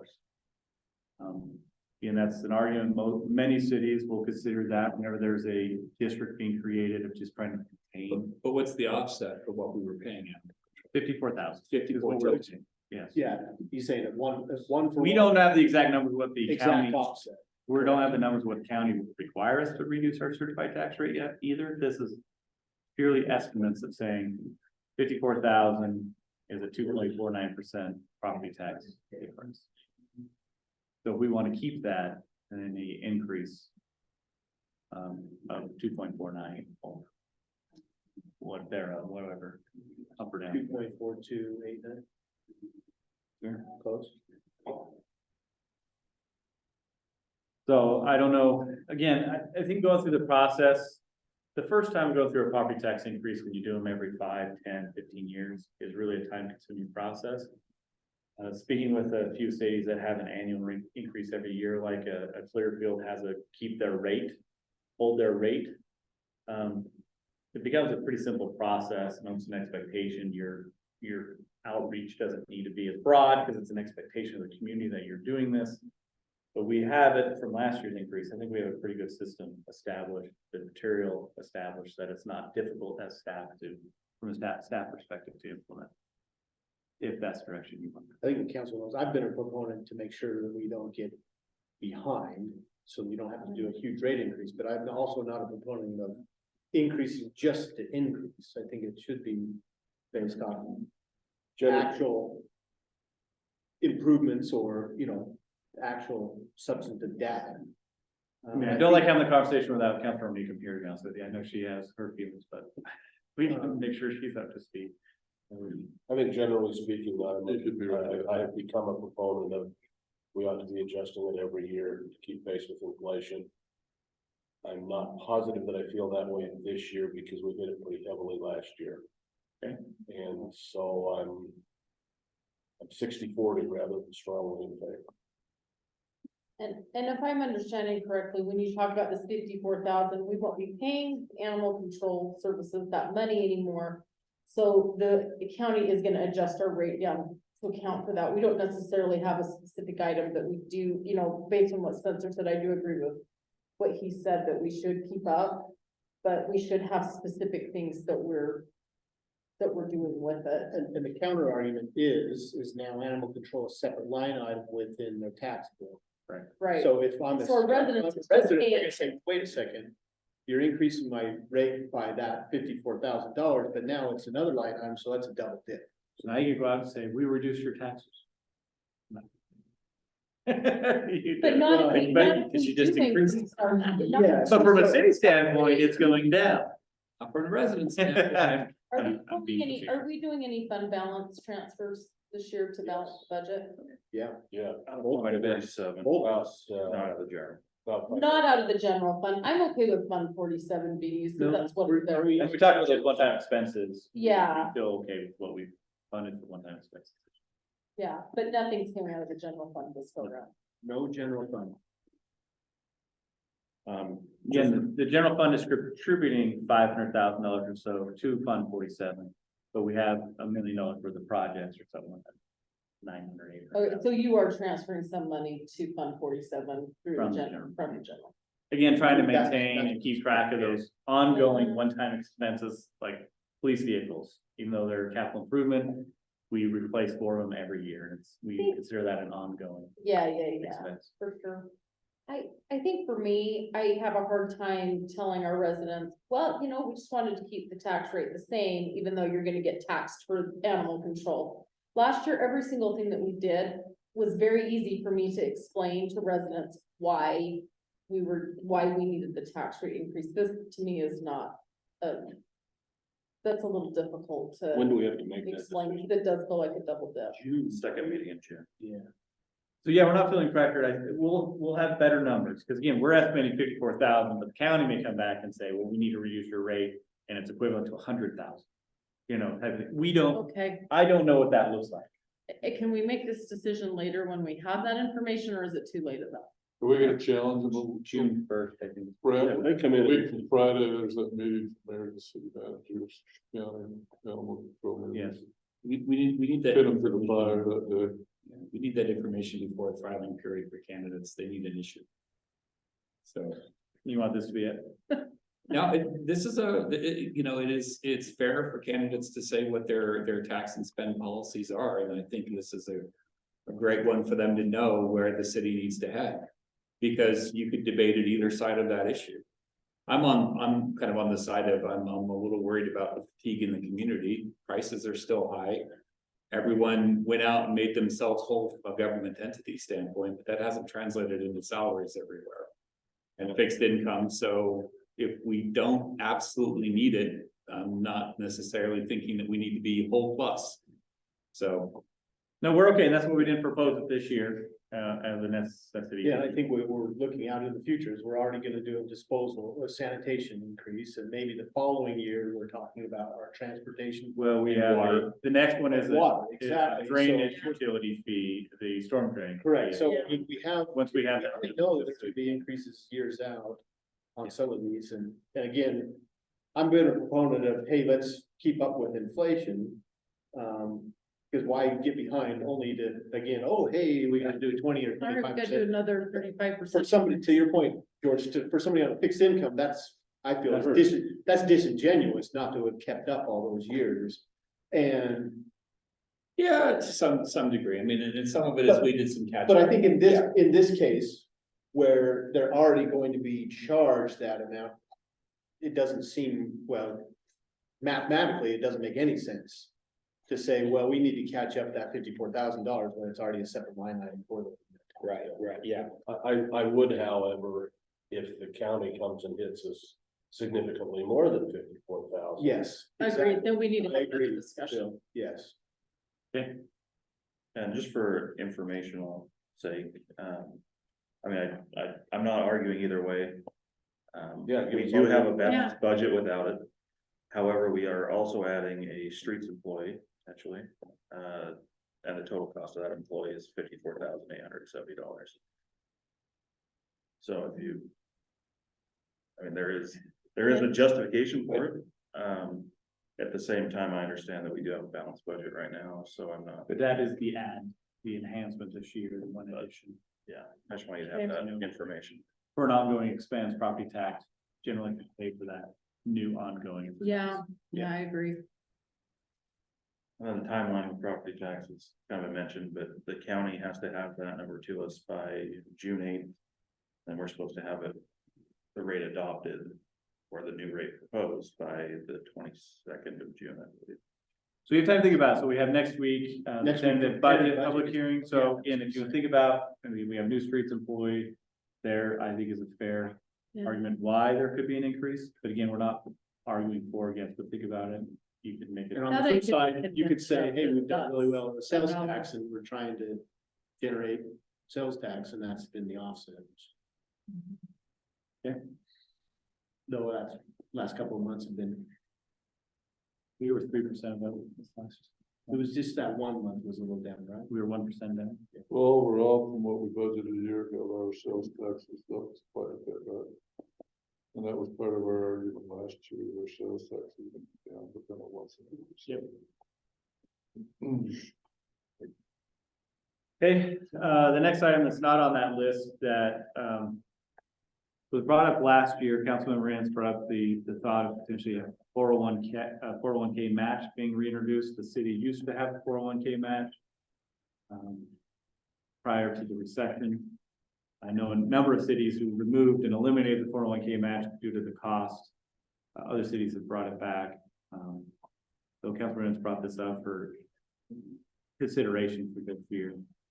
And Mike, what was the 401k match 3.5%, it wasn't a match, the city just put 3.5% in. in addition to your retirement? So it wasn't even a match, it was a 3.5%.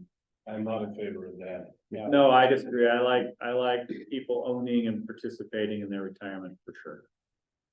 What are you proposing? So sheets going around, I'm not necessarily proposing anything, but I will say typically I've seen the cities. In the last 3 cities I've worked for, 3% match. Marines can't leave during this discussion. I have to wait for him. Just wait. This is his baby. Maybe he left because he already knows how he feels about it. So. Passed out the flyer and this year. Bill, we're laughing because this was your baby and you just left. All right. So 3% I've seen, Nate shared with me that the church actually has a 6% match. We're not, I just didn't know anybody had more than 3%, to be honest with you, but. what's before you, and I don't know what participation rates are. I don't know how many people within the city would participate in this, and so I appreciate Nate putting this chart together, gives you an idea. But if we had a 3%. 401k match with 50% participation, the cost is 72,000 for the general fund. But again, even if you're not gonna pull 3% right away, and you inched into it with a 1% or 2%, there's no expectation from employees that this happens. But with retirement, particularly the younger generation, as Social Security is gonna be around, we're always trying to encourage people to participate in it. Wasn't supposed to be around by now. When I I know. was planning with people, when I was I know. 45 in my practice, we were planning on also security, but Well, once you get yours, I have Still feelings don't people are show. like, we got ours, and let's just. But anyway, no, I don't know what futures, but Councilor Rance, I don't know if you have anything you wanna add or any proposals. I would encourage, it's the most common thing across the board. 50 cents on the dollar. Max of 3 or 3.5. Okay, so if That's someone what I would participates do. $100, the city would say $50, but it can't exceed 3%. Whatever that number is for that particular employee. So essentially a 6-3 minute, What? so 6% of the employee, 3%. Right. but Bill, isn't that usually the companies that don't have any other? Yeah. retirement Yeah. plans? So that was gonna be I was my gonna next say- question. Bring up tier 1 here. That is typically, Yeah, But again, in government, again, a lot of cities have. Say city government, because the Yeah. state is $26 per pay period for a 1K contribution by the state. But no match required. That is your match. They'll match $26. $26, eh? I was curious how the state. is that on a was dollar doing for it. dollar basis or 50 cents on the dollar? $1 for dollar up to $26 per pay period, so what, 670? So 0.001%. 24 pay periods for $26. Yeah, it's not, but 620. the, Seventy-six, which is equal to about 3% on a $10,000 contribution, 3% match. yeah, that would be true. But again, Actually, not even that, that's only at $300. Yeah. $10,000, so if a employee contributed $20,000, Yeah, $100. 20,000, not 10. This is 3% based on what they're putting into the 401k? if I say, My understanding, I was thinking this was Based on 3% of wages. their wages. I'm gonna let these two weigh. I have my answers, if I wanna get this wrong. That's what I thought too. Yeah, it's their way. It is based on their wages. Their wages. Yeah, so it's not based off 10 or 20 grand. And It's then, based so off. if they're putting in 80, 3% of their wages, you're gonna put in 50%, Of that. But they also, but up to 3%, even the tier 2 have a retirement plan pension, right? so. I don't know, it's, That's what I was trying to understand with Mayor's point. We already have retirement built into wages, correct? Yeah. So this is another benefit on. It's an top added of that. benefit for employees, Incentivize contribution into 401k. right? That's. And recruitment of employees. It sounds more like an automatic contribution, but a match. Yeah, it's an automatic. Incentivizes savings into a 401k. it's an automatic contribution, but yeah, it's not a match. So if we're doing 50%, it The does state's an suggest, automatic. and an employee is taking full advantage of it, they'd be putting in 6% of their wages. And the city would put in 3%. So they'd be getting 9%.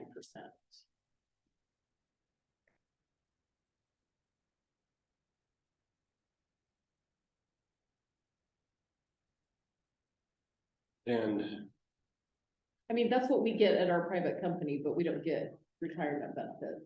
So Yeah, that is you don't get That- both, you get one or the you other, get, yeah, essentially. yeah. But I That- I that know is a- government's a little different. that is a reasonable argument against. Historically. Government employment has been. Thought to be. Lower pay. Than equivalent commercial employment. I don't know that that's the truth anymore. That's still true in certain fields. Still true in certain fields, and so benefit rich has always been, I'm in local government, not because I want to be a millionaire, because I want to take care of my family. Benefits matter, right? But again, back to the, Maybe I want to be a millionaire, but. to answer the question, What was that? I don't know, an echo. Jennifer hit the emphasize button.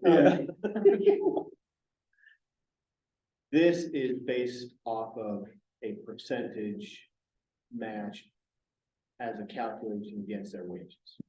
Yes. So for simply, let's say $100,000, 3%, you're putting 3,000. You can see I don't have this participation. So $3,000 and the city would match $3,000. That would be the 3% match. Yeah. So something like $50,000, and that's $1,500.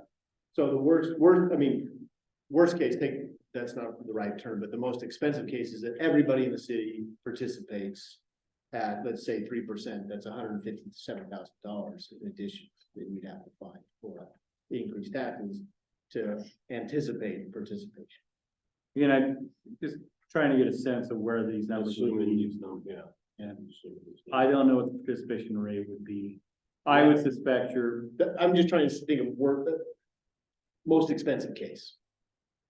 so your heavier, your higher incomes more than likely would participate more, and so be very costly than the lower income. Correct. That's why I think this leans more expensive than it does less. I agree. expensive.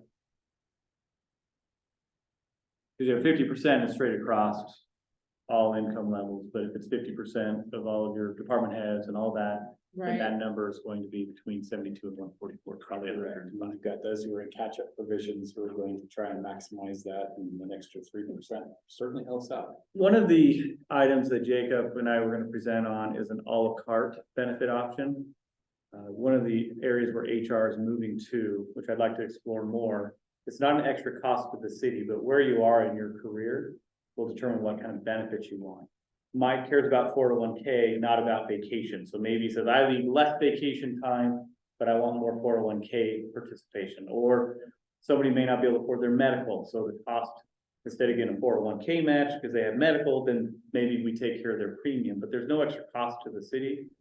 Now, when you're talking about time off, that's not a direct cost, that's a loss. But you can figure out these calculations and what do you care about as an employee? Time off, because you like fishing or spending time with family, then let's give you more time off, but then you lose this benefit over here.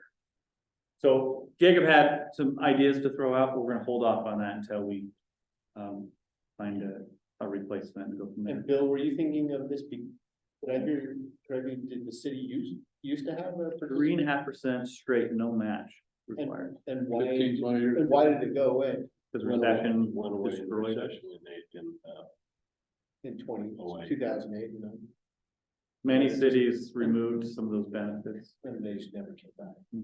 Well, so some cities are bringing them back.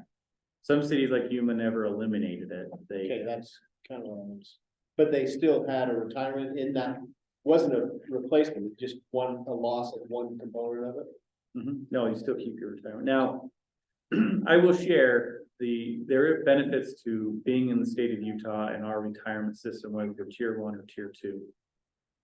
The contribution is approximately 18% of the salary goes to URS. So 18% of our salaries, the city pays for to have a pension for the 401k. There's no employee contribution to that. In the state of Arizona, it was a 20% from the city and the employee had to contribute 9%. So I lost 9% of my income to the retirement system. And the state pitched in, or the city pitched in 20%, because they were not solvent. They were terrible. It was obligatory. So California's that way. There are a lot of other states that are that way where the employee must contribute to the retirement. Now, I have that money. I keep that as part of 401k, but I don't have access to what the city put in unless I'm fully vested in the state of Arizona, that's 10 years. So every penny the city put in just kind of sits there. And the state gets to use that money and earn money off of it to try and fix their financial woes. Their public safety is even worse because their public safety is all based on retirements within your own organization. So Chief Child retires, we're responsible for his retirement. Our organization is. So if we have 10 retirements, our contribution is our current officers must pay for those 10 that are retired. So this Yuma was paying 33% to match to pay for the retirement of their officers. They didn't have a pool, your organization responsible. So you had some cities contributing 60%. For each officer, they paid 60% of their salary to the retirement. So again, I think the state of Utah is definitely more rich in benefits than retirement to begin with. I'm not arguing against 401k match. I think there's a lot of benefits to people that own their own retirement. But it's not awful. That helps give some perspective. But Utah might change one day, because I know there are some concerns with our URS and insolvency and what the market can do. Anyway, not trying to tear you from a 401k match, but I think it's a great benefit.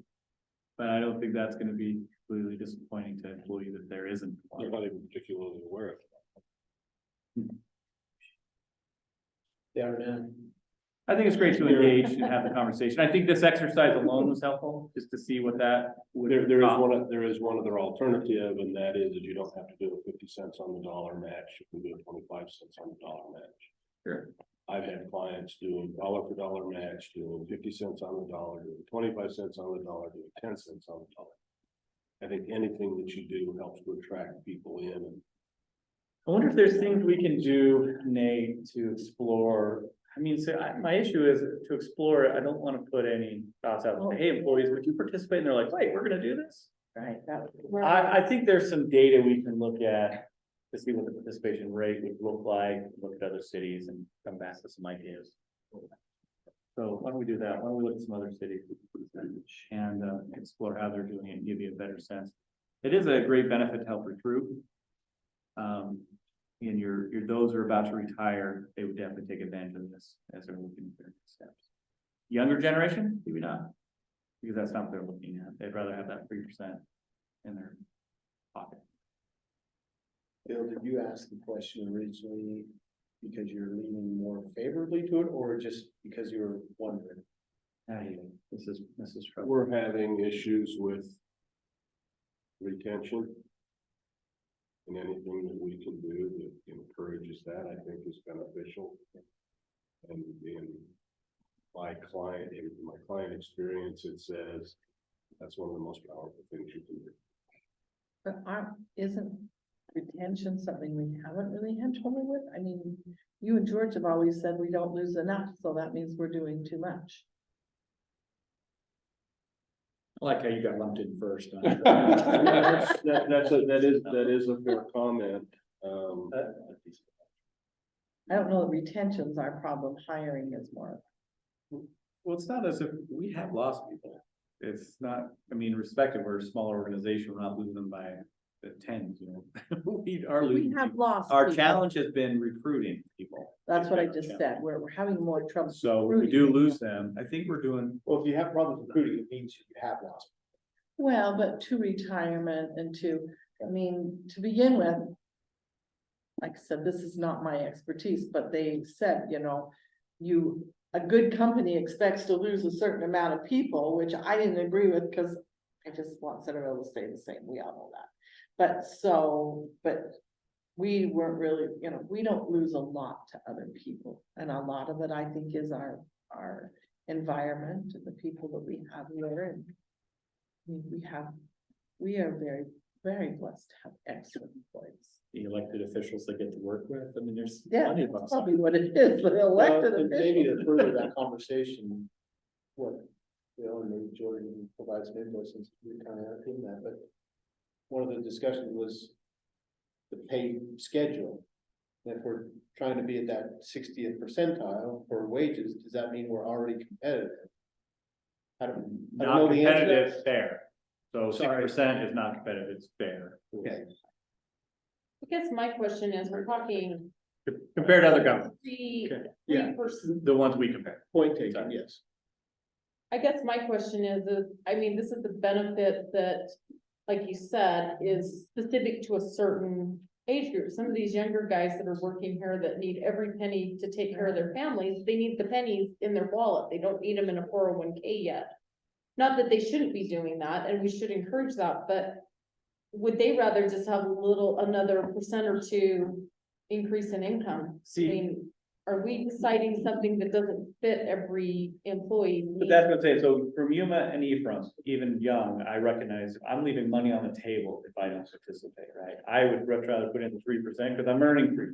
I'm not And disagreeing, so, but I was surprised when I worked at the state, I always did that, but I had the luxury of starting as a single person, and I had plenty of money at the moment. And once I started doing it, I just learned to live without so it. we didn't, but again, we didn't want to leave money But- on the table. But I couldn't believe how many people at the state did not take advantage of it, Well, that were Councilor younger. Rent sees those people sometimes, all the time, gets frustrated by it, and that's, again, this is an incentive to help people own their retirement future beyond. Well, Because again, they tier two definitely need employees, to own it, but I mean, they gotta own it. now tier two employees, keep in mind, that's where we're all going, is tier two employees. It's not just the financial contribution that we are now matching, which is great, but my retirement is now 35 years in the system before I can retire, which is greater than tier one employees, public safety is the same. way. Right, I was the tier one. So I don't, tier two employees, that's all we're Tier seeing. one, I don't know about tier two. So tier two is all you're seeing coming in, and it's really, there's a lot more demand on what we need to participate into the system before we can retire. Yeah. So I'll be 65 before I hit 35 years. So I can retire 65 with all the benefits, but. So it goes beyond that, but we're wanting people to own their retirement future and the contribution. To say, yes, we support you in your future, you'll still have young people participating. But that's what we're talking about, potentially this à la carte now, Councilor, you're talking about 25% on 25 cents or 50 cents. We have that dollar amount in this à la carte option, you say you get so many points, and those points apply to these things. You decide what's important, if it's not 401k, fine, if it's, you want help with your medical premium, then we'll participate and pay for that. But everybody gets the same amount of points or dollars to distribute how they. Yeah, It's a method of not telling them where it's gonna be spent. We'll tell you how much we're gonna give you, and you can decide what. to do. Exactly. So Chief and Mike might care more about the retirement than they care about vacation time, whereas I might care more a little bit about vacation with my young family. And so I may want a little bit more time, and I don't need 401k match or whatever that might be, but you're letting me own my benefit. And that's something I learned at a Senior Executive Institute in Virginia. It was a city back east that was doing this, and it was great, because people saying, I get to dictate what's important to me, you're not telling me what's important. yeah. So, I think I'm aligned with somewhat what you're saying about these points. A few years ago, we told our employees at our company about taking them on a trip for meeting a certain amount of sales dollars. And we were doing that because the company that we compete with does that. Well, our employees didn't want that benefit. They just wanted the cash in their pockets. So that's what we did. That's my point, is everybody wants it, maybe slightly different. I jokingly say that every Christmas year when a vendor brings in some treat, like, don't give me treats, just reduce my fees by that much money. That's how I feel about it. Yeah, I mean. I don't want your apple sign. It's your employee's love language. It may not be 401k match, I guess. So then I say, we talk about retention. If that's not what matters to them, it doesn't retain it. Yeah, right. But if they get to pick their It's kind of benefit, wasted money, then Well, we don't spend it because they aren't putting Well, in, but yeah. but it's a wasted benefit. but yeah, I mean, if we're trying to, if the point of this benefit is to retain employees, is that really what the majority? but if of we us set aside want? $100,000 for a benefit and each employee gets to kind of dictate how that is spent, then I Yeah. feel like, again. I think Is that a pain to, I mean, I'm thinking It is a now. pain to administer. Yeah. That's what I see very complicated. We have to have another. No, That'll be a great it doesn't spreadsheet. have to be, because we don't have, we're not a large Yeah, organization. you're not, that's the problem, you're not large enough to have a la carte for everything, you gotta have a minimum participation for healthcare premiums and a few of those things, so. Sure. I'd be interested to see what you think you can do with it in terms of what flexibility you have, but I don't think you're gonna have 50 flavors, you might have 3. Right, and it could be as simple as 3 medical, Yes. leave, or 401k match. You But can is start that- off small and expand. And I wasn't here, but is that different than just giving them the money? I mean, okay, so you tell me you're gonna give me an extra in points, $100. Do you want to use it for your 401k? Do you want to use it for your insurance? Where do you want to use that $100? Well, is that any different than just giving me $100 raise and letting me either pay my insurance Yes. or? Well, if we're paying your medical, then you're freed up that money for pocket, money in your pocket. But we can incentivize it differently too, if you want, saying, we really want to go heavy on the 401k, we want you to be retirement, so maybe you get less points and you're participating in 401k, because we're really trying to encourage you to do that versus just pocketing it. There's so many ways you can set this up to incentivize one activity over the other. It's that classic marshmallow problem where you wait, read it now. So I agree that it's really gonna be dependent on the individual. Well, I like that. The individual. But you decide if you want to wait or read it now, and I'm not gonna tell you whether you should. I think what to Robin's point, the $100, if you've given them the $100, which let's just say it's equivalent to this 3% match, they can put the $100 in the 401k. That's if what they I'm want. thinking. You If could they do don't it- want to, they can pay some extra on their medical premiums. I'm just thinking, give me the $100 and I'll decide what I want. You don't have to hire somebody to. But if I hand it to you, what are the tax implications? Yeah, so then we- $100. Okay, there aren't any. But that's what I'm saying, is depending on the flavor, she's saying, give me the $100, like, well, it's $100 minus FICA and everything else, here you go. So And Tom, depending on how you direct it, you're it only gonna changes. take a certain If amount of time. I'm paying your medical, then it's not, well, it's still a benefit. The other thing that you have to Medical keep is- in mind is that because of tax rules. This isn't something that you can kind of be willy-nilly about and do one thing this month and one thing next month and change your mind all over the place. You got to set it up, it's got to be regularized. You can adjust it, I think quarterly, but that's all. And so it's not as easy to do as you're thinking it is. Let's talk about this in more detail once Jacob did put together a proposal. I just need to see where we go, recruiting the. Brent, I appreciate what you're saying.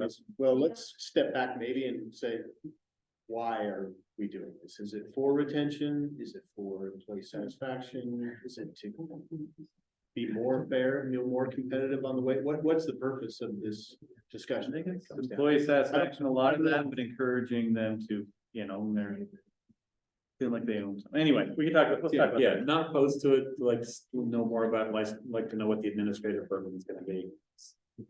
If that $100 costs Being me, administered by $28 per person to administer, it's the wrong solution. Okay, great. Mike was up here for a reason. I just wanted to stick by it. Big brother. Anyway, Wait until you lost the Yeah. betting pool. no, I really, in all honesty, one of our hires was for less, he came to work for us because he received 0.5% in that ballpark, more money here than he did where he was at, and I just, I mean, like for myself, I took the city gave us 3.5%, but even after they quit, I was putting it in for a long period of time because it's ownership on your retirement, like Bill's saying. And I think that, you can probably find a lot of guys that are doing it. The other flip side is other than you gotta stop retaining people that are ready to retire, but when you get to the back end of it, guys are able to retire. And so then they might be making less money than if they felt like they had to stay. Does that make sense? And so there is a benefit both ways. You look at my staff coming up, a lot of the guys that are in my area are saying, yeah, when I hit 30 years, I'm gone. But if they have to continue to work and you keep paying the higher salary, and I don't know if that makes total sense, but it's, they keep coming because they can't retire basically. And so you're paying a higher wage each year. Should we have a mandatory, like? What you're saying, Mike, is you want to When you hit incentivize. 59, You you're want out. to incentivize timely retirement? Well, I mean, it is you keep generation. Did I mistake that? Oh, if I did. Paul can chime in, but I mean, in reality, you just gotta stop. Bunch of retirees taking over the show tonight. No, but I mean, there is two sides. The young guys coming in, I've got a couple guys that I would probably climb all over the top. I've got other guys that probably wouldn't. And that's the ownership that they take, and I appreciate that, city council would look at even doing something. I mean, when they did the 3.5%, I thought, that was pretty cool to me. I mean, I could have used the money, but yet it'll help me going out into retirement, which is a great blessing for me, and I appreciate what transpired. But I mean, it's, I went from like 40,000 down to, I think, during the dip, Twin Towers, whatever year that was, down to I think it was like 3,500 or something like that. I just left it there, it came back, and so it was perfect. You know, I mean, if you do, they get to take that risk along with everything else. We got to play the market with it. But anyway, that's my 2 cents worth. For me, hiring, I think it helps bring somebody on. Back in that time, $3,500 to buy a house, right? Pretty much. Just kidding, I'm sorry. What did I do? Thanks, Mike. Appreciate that input. I could just share mine 2 bits. Come up here closer to the microphone. Well, we wanna hear from somebody who's not retired, so Yeah. please don't announce your retirement. And Jennifer, we don't want 2 bits, we want at least 3%. Well, I mean, I think of the age of employees, kind of different age of employees have different mindsets of retirement, and just from the perspective of probably one of the younger employees at the city, I personally would really appreciate the 401k match. Just kind of for reasons that Mike said, like, even though, yeah, I probably could use the money now, it would help in the future, so. To put it in now. Plus every dollar they put in, they don't pay taxes on it. Well, also just, I mean, not to get like too personal into my finances, but I didn't learn about 401ks or retirement or anything in high school or college or anything, and now I didn't learn about it until I started working here at Centerville, and now I feel like I'm trying to play catch up. I'm not even 30 yet, but I'm still like trying to play catch up, so I feel like that little extra bit into my 401k would bring peace of mind to me as well, so that's. Thank you. You're being quiet, Mayor, what do you think?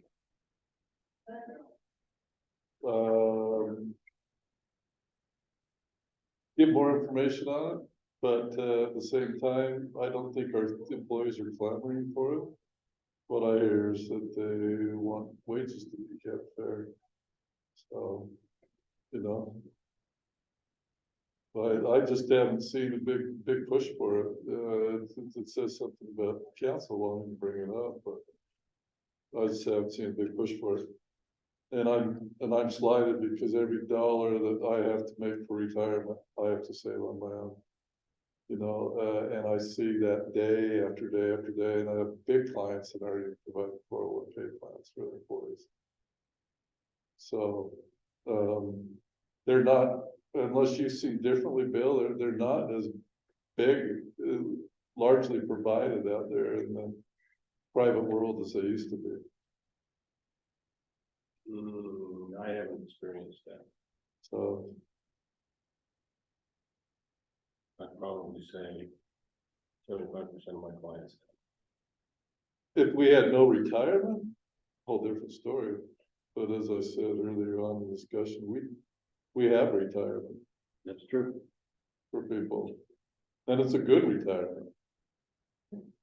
I'd like to explore the a la carte option along with the 401k, see what other cities are doing, just give you a sense of comparing. Again, I understand what's going on in the private sector, but we do have public sector that we're essentially competing against with those employees, and sometimes those benefits matter in terms of selecting where they go. Also retaining. So sometimes when it's happened to me a number of times in the past where have an employee say, I'm gonna make more money by leaving and going to the private sector, but when you provide them the total compensation of working for city with retirement, medical, sometimes it changes their mind. We're like, you're right, I'm gonna lose out on all this, even though I'm gonna get an extra $5 an hour, I'm losing these benefits. And so that 401k match can play into that as well. Again, just trying to retain employees, making the argument of why local government, if you want to go make that extra $5, in fact, we had that happen with one employee who actually just came back, right? They made more money in the private sector, realized it's not as stable, benefits weren't as much, and they just came back to the Senate. So, What department? Public Works. Yeah. I mean, any full-time employee, we're basically paying 6 figures to, I mean, after and all the benefits they get. No. There's a fair number, but not any. I don't know what the percentage is. I don't think I've looked at the total compensation. But just to Brad's point, the benefits really add up. You know, as far as is what we're having. Okay, we have two more items.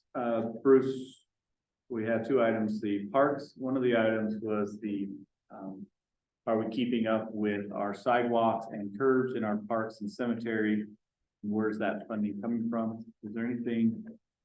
So sounds like we've been using the funds out of the transportation fund to maintain some of these items. Really, I've asked Bruce is we need to start looking at what that cost is, because I don't want to rob from the transportation fund for these projects. So we need to start looking over the next year, paying attention to how much we're using of those funds. So cemetery, are we doing a seal this next year, or street slurry, or? So it was on the schedule to be done, and then the council wanted to explore possibly tearing out the roads, and making more bare plots, and so they took it off. And then just haven't gotten back on, it's been. So we need to do redo the roads in the cemetery, but Yeah, you know, actually.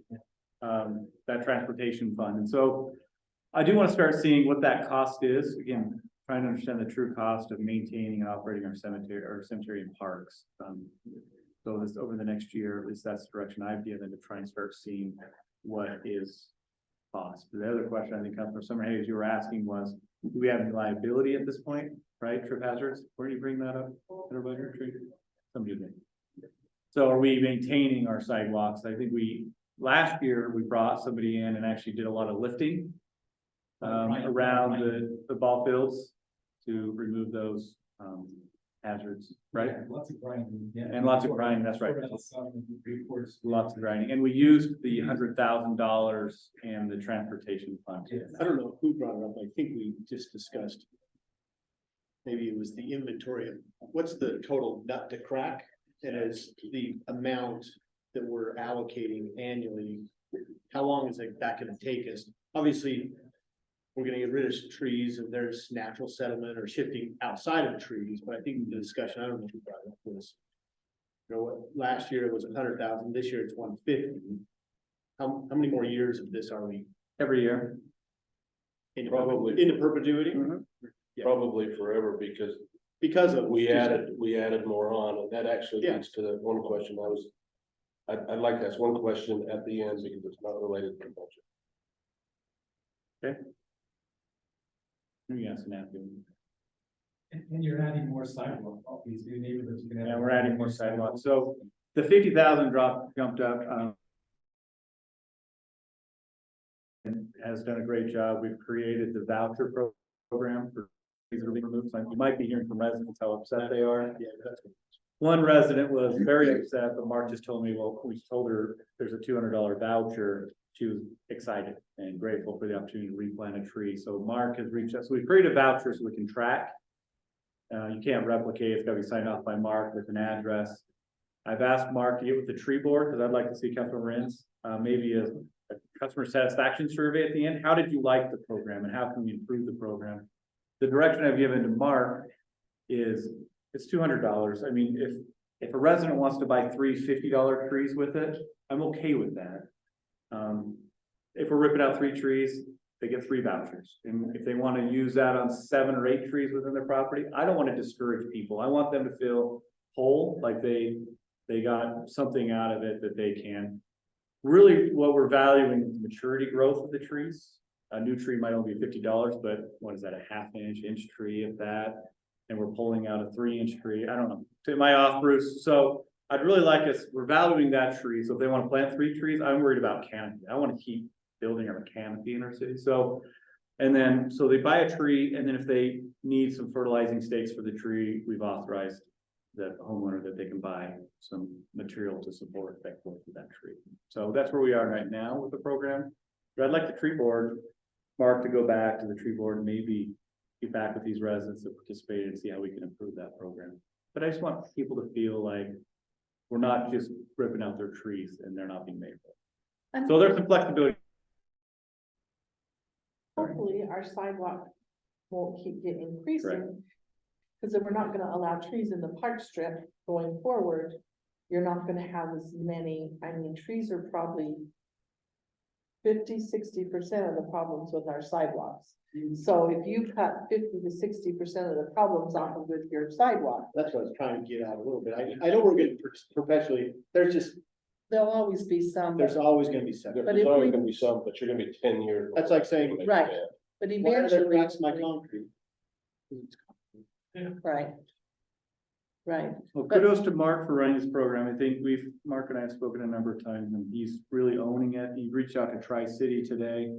They do not sell retail anymore, but they're willing to work with us and set aside trees on a list that they have. So we'll provide a list with the voucher. And he's reaching out to another nursery just in case that doesn't work for them. So we're creating options. An opportunity. I can't remember what the other nursery was. What was the other nursery? Garden right next to it. Yeah, right. But he's only had 8 people that asked about, oh, he had 8 people ask for vouchers, and only one that was kind of upset. There wasn't big trees that got upset, they went, cool. So yeah, I think it's working. We're going in, we're giving notification and trying to make it as full as possible. Anyway, I think it's going well so far. So that's related to our sidewalks. So the 150,000 in perpetuity for now, because there's an added cost of this tree voucher program, but again, I asked Mark how many trees, and I don't suspect we'll spend more than $10,000 on trees. So, which I think is a pretty good cause. I think that should be part of our Tree City USA application, just to make them aware of our support for that. Yeah. Do you do that application, Bruce? Yeah, as a matter of fact, if we're spending 10,000 on that. That's our match. We'll make it so we can receive the growth award next year. There we go. Because we've increased our budget of what we spend on tree maintenance. So, So I have a neighbor who put in 3 flowering pears in the park strip this last weekend while I was out of town. And I'm debating, Councilor Meekum, I think that's a visit and your story to that resident say, back in the day. I planted a tree. And so you need to pull yours out, because I had to pull mine out. A few years ago. well, but what all the question is, Hurry and take it out before it starts taking root. right. That really is where it is. Well, and that's what Put it it in the yard. do I do it or do I send somebody to do it? What would you do? I think since you have a relationship, a nice conversation, if they don't listen, then we come in with the hammer. Just a little Blame bit. it on the city, Correct. say, I wanna save you because as soon as they see this, they're gonna make you pull them out, so I want you to get them pulled out now while you can still. But save keep them. it, but keep in mind, we don't necessarily have anything officially in place saying these are only allowed trees in the park strip. That's a conversation. Oh, Our code doesn't, Well, okay. Code doesn't allow it. you have to get a street Yes. permit, Yeah, Right, yes, and they did get that, just catch on, and so, and we do have a list. Yeah, so but we don't want any in the park strip, you don't, and we'll be bringing that over. okay, sooner the better. That's gonna be part of Any- the first, one of the first newsletter, monthly newsletter I. Well, we've already got ordinance that prohibits. Tell me you'll give her $500 a tree for those 3 trees. No. They've only been in a week. I'll relocate those trees behind the sidewalk and take your $600. Trees under the red now. Anyway, all right. Anything else on that? Are we okay with where we're going there? I do want to start keeping track of how much we're spending. Actually, specifically of that 100,000, now 150,000 into parks and cemeteries, just start accounting for that. 'Cause I don't necessarily want to take from the transportation fund and borrow from there. I kind of want to observe that. So we're gonna start keeping track of that data. Okay, last item is that was brought up at the last budget retreat was the scholarship, youth scholarship. Whether, to reward those that were on youth council or served positions on youth council or for sports programs. I am open to your conversations, so we're to bring this back, and I know there was some comments. So I've had a lot of thoughts since then. I'm all for everybody participating. I thought back to the days when I was in youth baseball. And I wasn't a 5-year-old, but I was an 8-year-old, 9-year-old. And I'm not saying that we could do this time to change, but they required that every boy or girl, maybe boys back then playing, but went out and raised their own funds through a program that they had. And that way, everybody had skin in the game, and they. I don't know if my parents could have afforded it or not. They didn't. Dad didn't talk, and mom didn't talk about finances much, but I know that we had to go out and make our own funds, and I know that when my boys were playing ball in high school and whatnot, and they were going around for their fundraisers, I had a neighbor that always says, Clark, have them call me, and I'll come, and they can come down and I'll put them to work. We were more than happy to do that. I'm not in the handout mode, that, I don't think that teaches our youth anything. We're just handing it out. I think that, and it also encourages kids to participate. Maybe they don't really care about it. I mean, you know, they need to have a passion for what they're doing. And so I think somehow, you know, we try and keep our fees reasonable. And that somehow that we find a way that kids, if they want to play, we know that nowadays parents are probably always paying those fees. You know, but that's a philosophical discussion that we want to have here, but you know, whether kids should be making the fees or not, but I don't like the idea of just making everything in our programs available for everybody without there being some skin in the game. You come up because it's not gonna pick up. One idea that's been talked about is possibly checking the school lunch program, that people that qualify for the free school lunch could also qualify for 50% discount, just as an example, and we're signing up for baseball or something like that. That wouldn't be a free pass, but it would be a significant reduction or discount. And then I know years ago, we had a situation where a volunteer coach had a boy, and his boy had a couple of friends that wanted to play, but didn't have the money, their family didn't have money, and he had mentioned it, and the Rotary Club, and I don't know if, I was just telling Paul, I don't know if it was officially the Rotary Club, or if it was just a member or two on the Rotary Club that just said, hey, if there's ever someone like that, the situation, we want to take care of it, and they just paid the registration. Well, that's the kind of thing I was talking about as well, Yeah. too. I think a couple of us, you know, said, hey, if there's boys or girls that want to play. Yeah, See and what we do to it's help kind them of the hardest part of that is just kind of figuring out who they are. You know, Yeah. because sometimes we don't know, and they don't ever sign up, and we don't know unless they have a friend whose dad's a volunteer coach or something like that that knows and lets us know.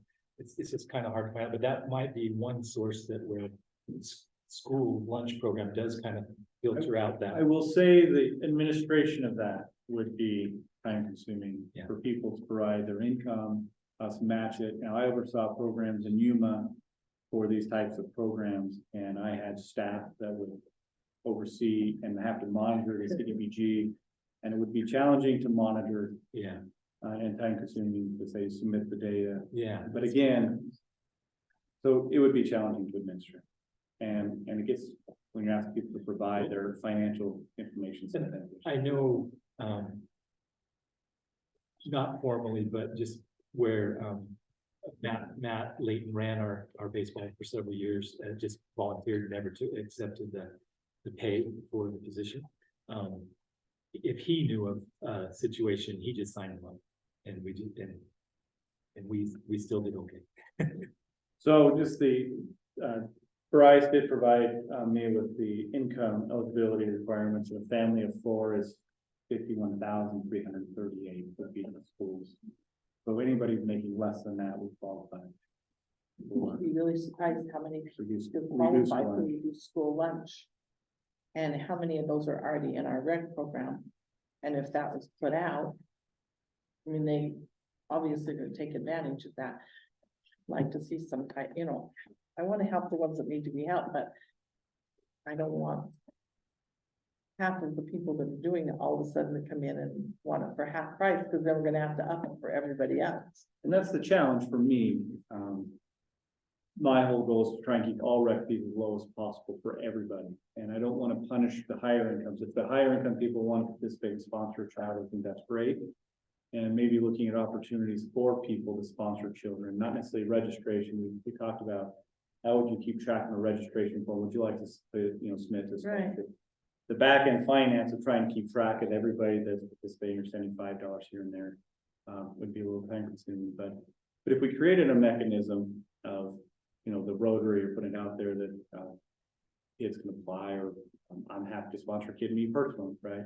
Then let's create that mechanism so people can donate and sponsor a child, but I think increasing the rate overall. My mom would never ask for a handout, and I'm thinking of my mom, and we didn't have a lot of money.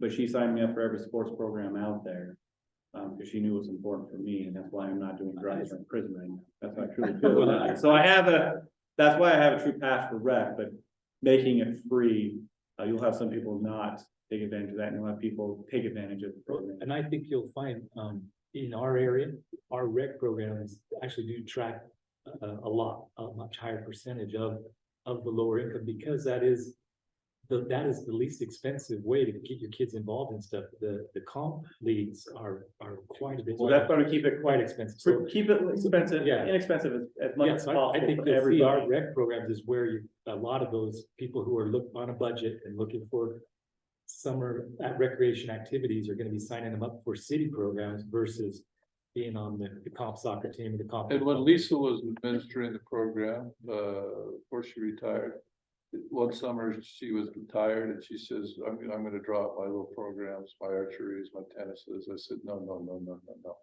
Those are $30, $25, $55, whatever. It allows the child to participate. They can't afford the $600 basketball camp. Right. We gotta keep these. And that's my concern. If we have too many people coming in and we have to raise the rates, you're gonna eliminate more people. Like, That's my that concern. might be the issue. And I think people would be really surprised at how much reduced school lunch there is. Yeah. There's a lot. It's more than what people, I think, would. But I'm gonna stand by what I said in our previous budget meeting, and that is, go along with your comment, Robin, I don't like the thought of trying to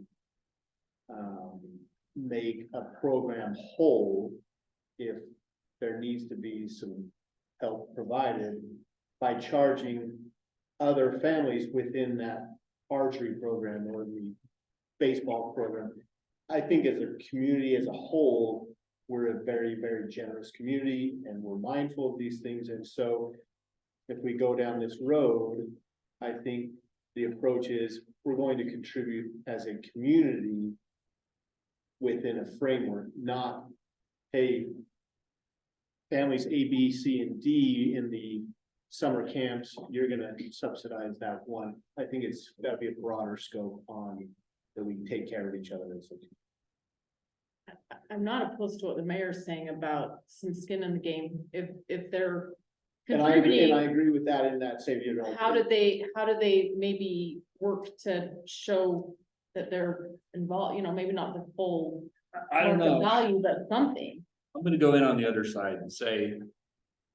Kids are pretty brutal. And it can be pretty humiliating for a child to be. Back in the 70s, you know who the free and reduced lunch kids were, because they had to serve the food. They got to eat at the end. And I don't think kids have changed significantly. In fact, they have more ways of being cruel. There are parents who I believe would deliberately not ask and not put their child in a situation where they can be humiliated. For me, a rec program, its entire purpose is to foster community spirit. And if we're creating a situation where we potentially are isolating people, either through creating barriers, like, Why does it need to be that way, though?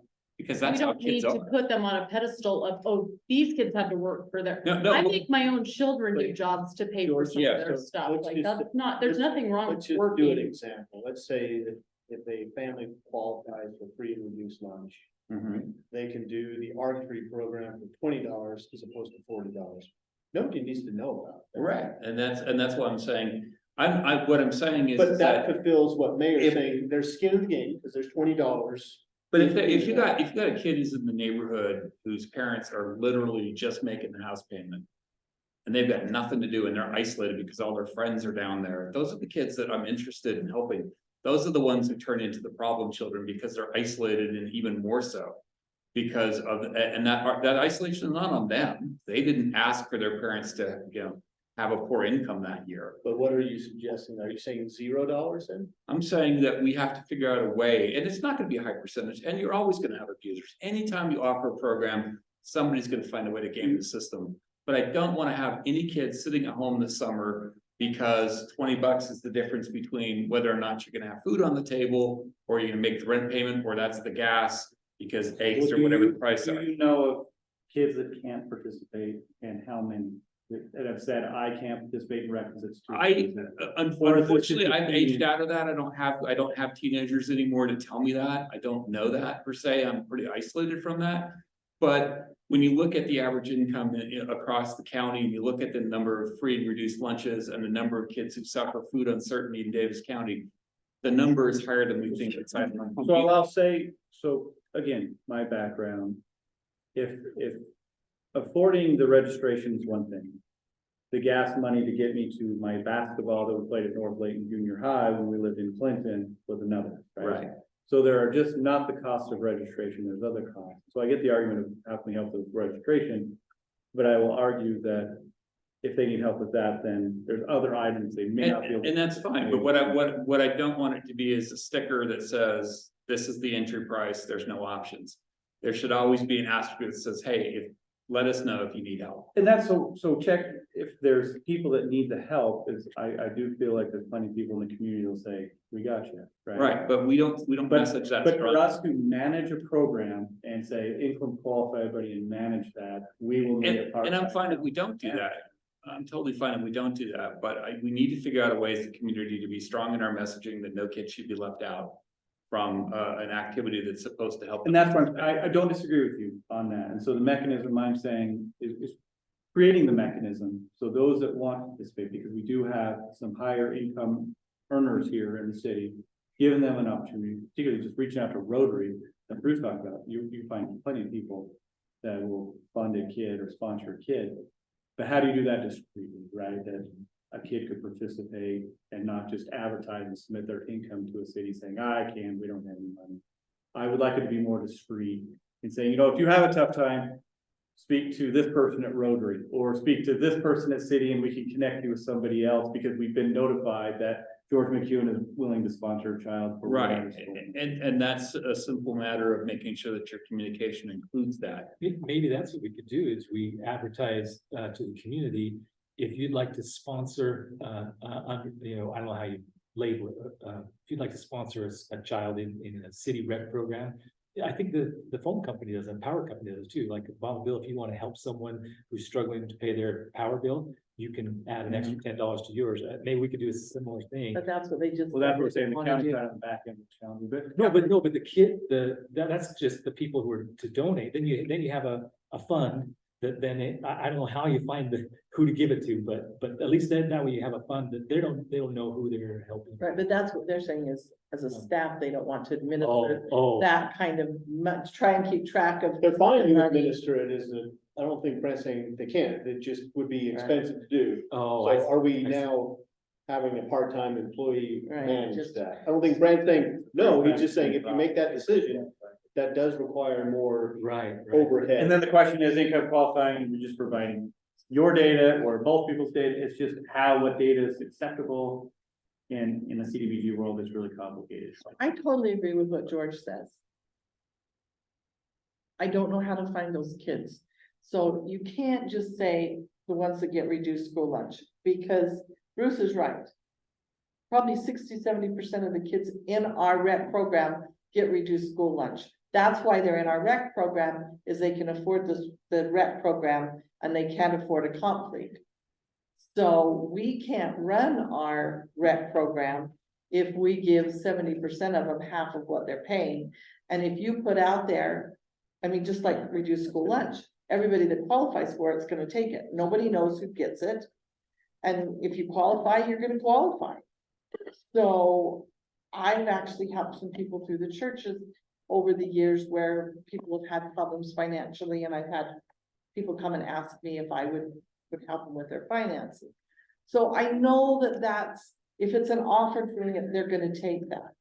So I don't think we can offer that, because then that really is our price. You make this much money, here's your price.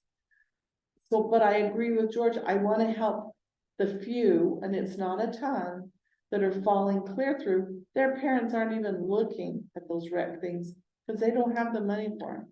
And I don't know how to get to those kids and help them get the money, because there are people that will sponsor them. We can match them with the money. The schools do know. The schools do know, and so I don't know So if, Nate just found 14.1% of our Davis County School District kids qualify to do stuff. That's all. According to this. 14.1. Is that in Well, that's- Centerville or that's- is that? It's Fox News, so I don't know if we, I just Far can't. lower it's than not has been communicated to me. Davis No, County. Davis County School District. Yeah, I was gonna say, because it was like 7.5% of Davis County kids are in food insecurity daily.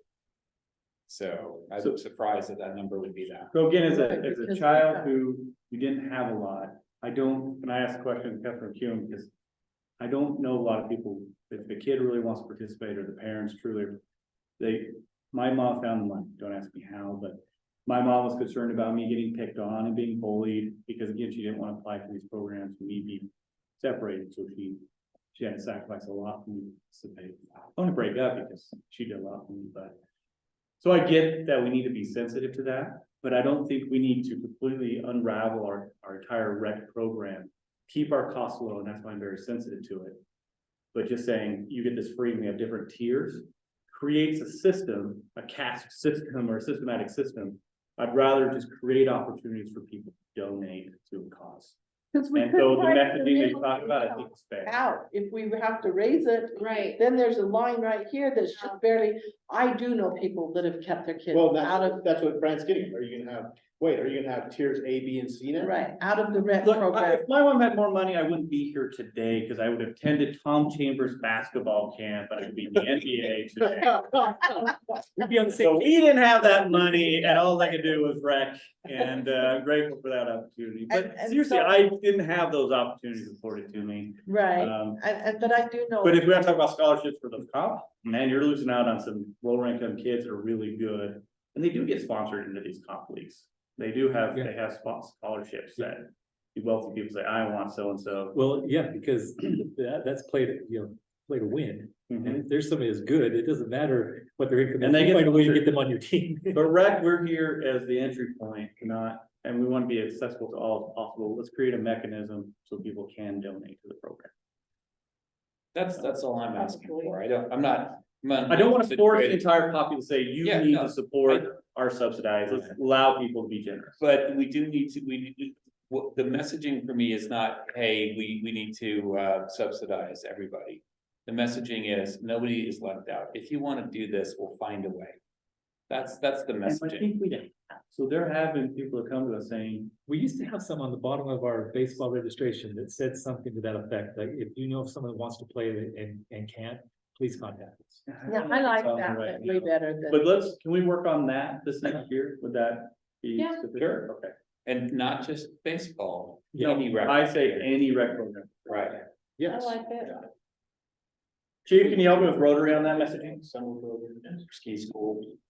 There was You're on Rotary as well, aren't you? a girl that was really athletic, that I'm was just- my oldest daughter's age, and they had 7 kids. And she only got to play soccer every 3rd year. And she was the best one on the team. Does that mean she was only your mother's favorite every? Well, third so I year? went to them, and I'm like, I'll pay for this girl to play soccer with my daughter. And she goes, but that's not fair to the rest of my kids. They know we're on a rotation, and every 3rd year you get to play soccer, and every 3rd year you get to play basketball. So if you pluck one out, you're gonna mess us up, so leave us alone. But I don't know, because it was very sad to me. She was the best girl on the team. I thought she should be playing. Okay, is there anything else? So that's now the opportunity for you. If there's anything we missed that you want to talk about more, that's just the list we have.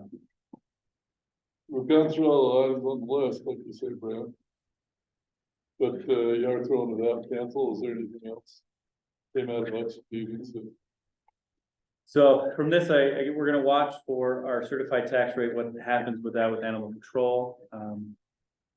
Again, food for thought that the property tax rate could include the addition of the streets employee as an argument of why it increases. critical. We're improving our services, which we are doing with the new streets employee by having some cost savings by doing some of the work ourselves. Crack sale, yeah, is that what it was? So there is some value that we're saving money in some areas too. We'll look into the a la carte 401k option, what other cities are doing. What else? I don't know. That's on all my different pages. Okay. We're looking at engineering studies, figure out, and the other location for a signal was another one of the items we're looking at. We'll look at the mechanism, how we make sure we get the messaging out that no kid left behind, but in a good way. Instead of the other program that is struggling. No child left behind, but they had struggles in terms. Dave, when you plan on bringing this to? The tentative budget Yeah, week, next, Be next week, all these changes have to be incorporated by then, correct? next, week, the DICE meeting? yeah, so to clarify, Councilman Summerhays' point. We're presenting a tentative budget on next Tuesday. It'll be open to the public for a month. And then the first public hearing, or the first council meeting in June, we'll have the opportunity to adopt the final budget. We generally don't have the property tax information by then, so we generally table it to the second meeting in June and adopt it then. So we do have time to make changes between then, and the tentative budget is not final, so if things came up for change, we can make those changes. We don't have a public hearing next week. We do. It would be a public hearing because that's when we present it. And that opens the public hearing. It opens up the comment period essentially. Public hearing next week, but also one the first week in June. Yeah, it's open to public. comment. Right, Or the final budget, At least in which we usually Yeah. play till the second meeting in June. Okay. So we extend that public hearing out conditional to. So we just got a recommendation after ICE, just message that on the social media platforms, and the budget would be posted for the review and comment. Thanks, everyone, motion to adjourn. So Second, thank you, great discussion. Thank you, everyone.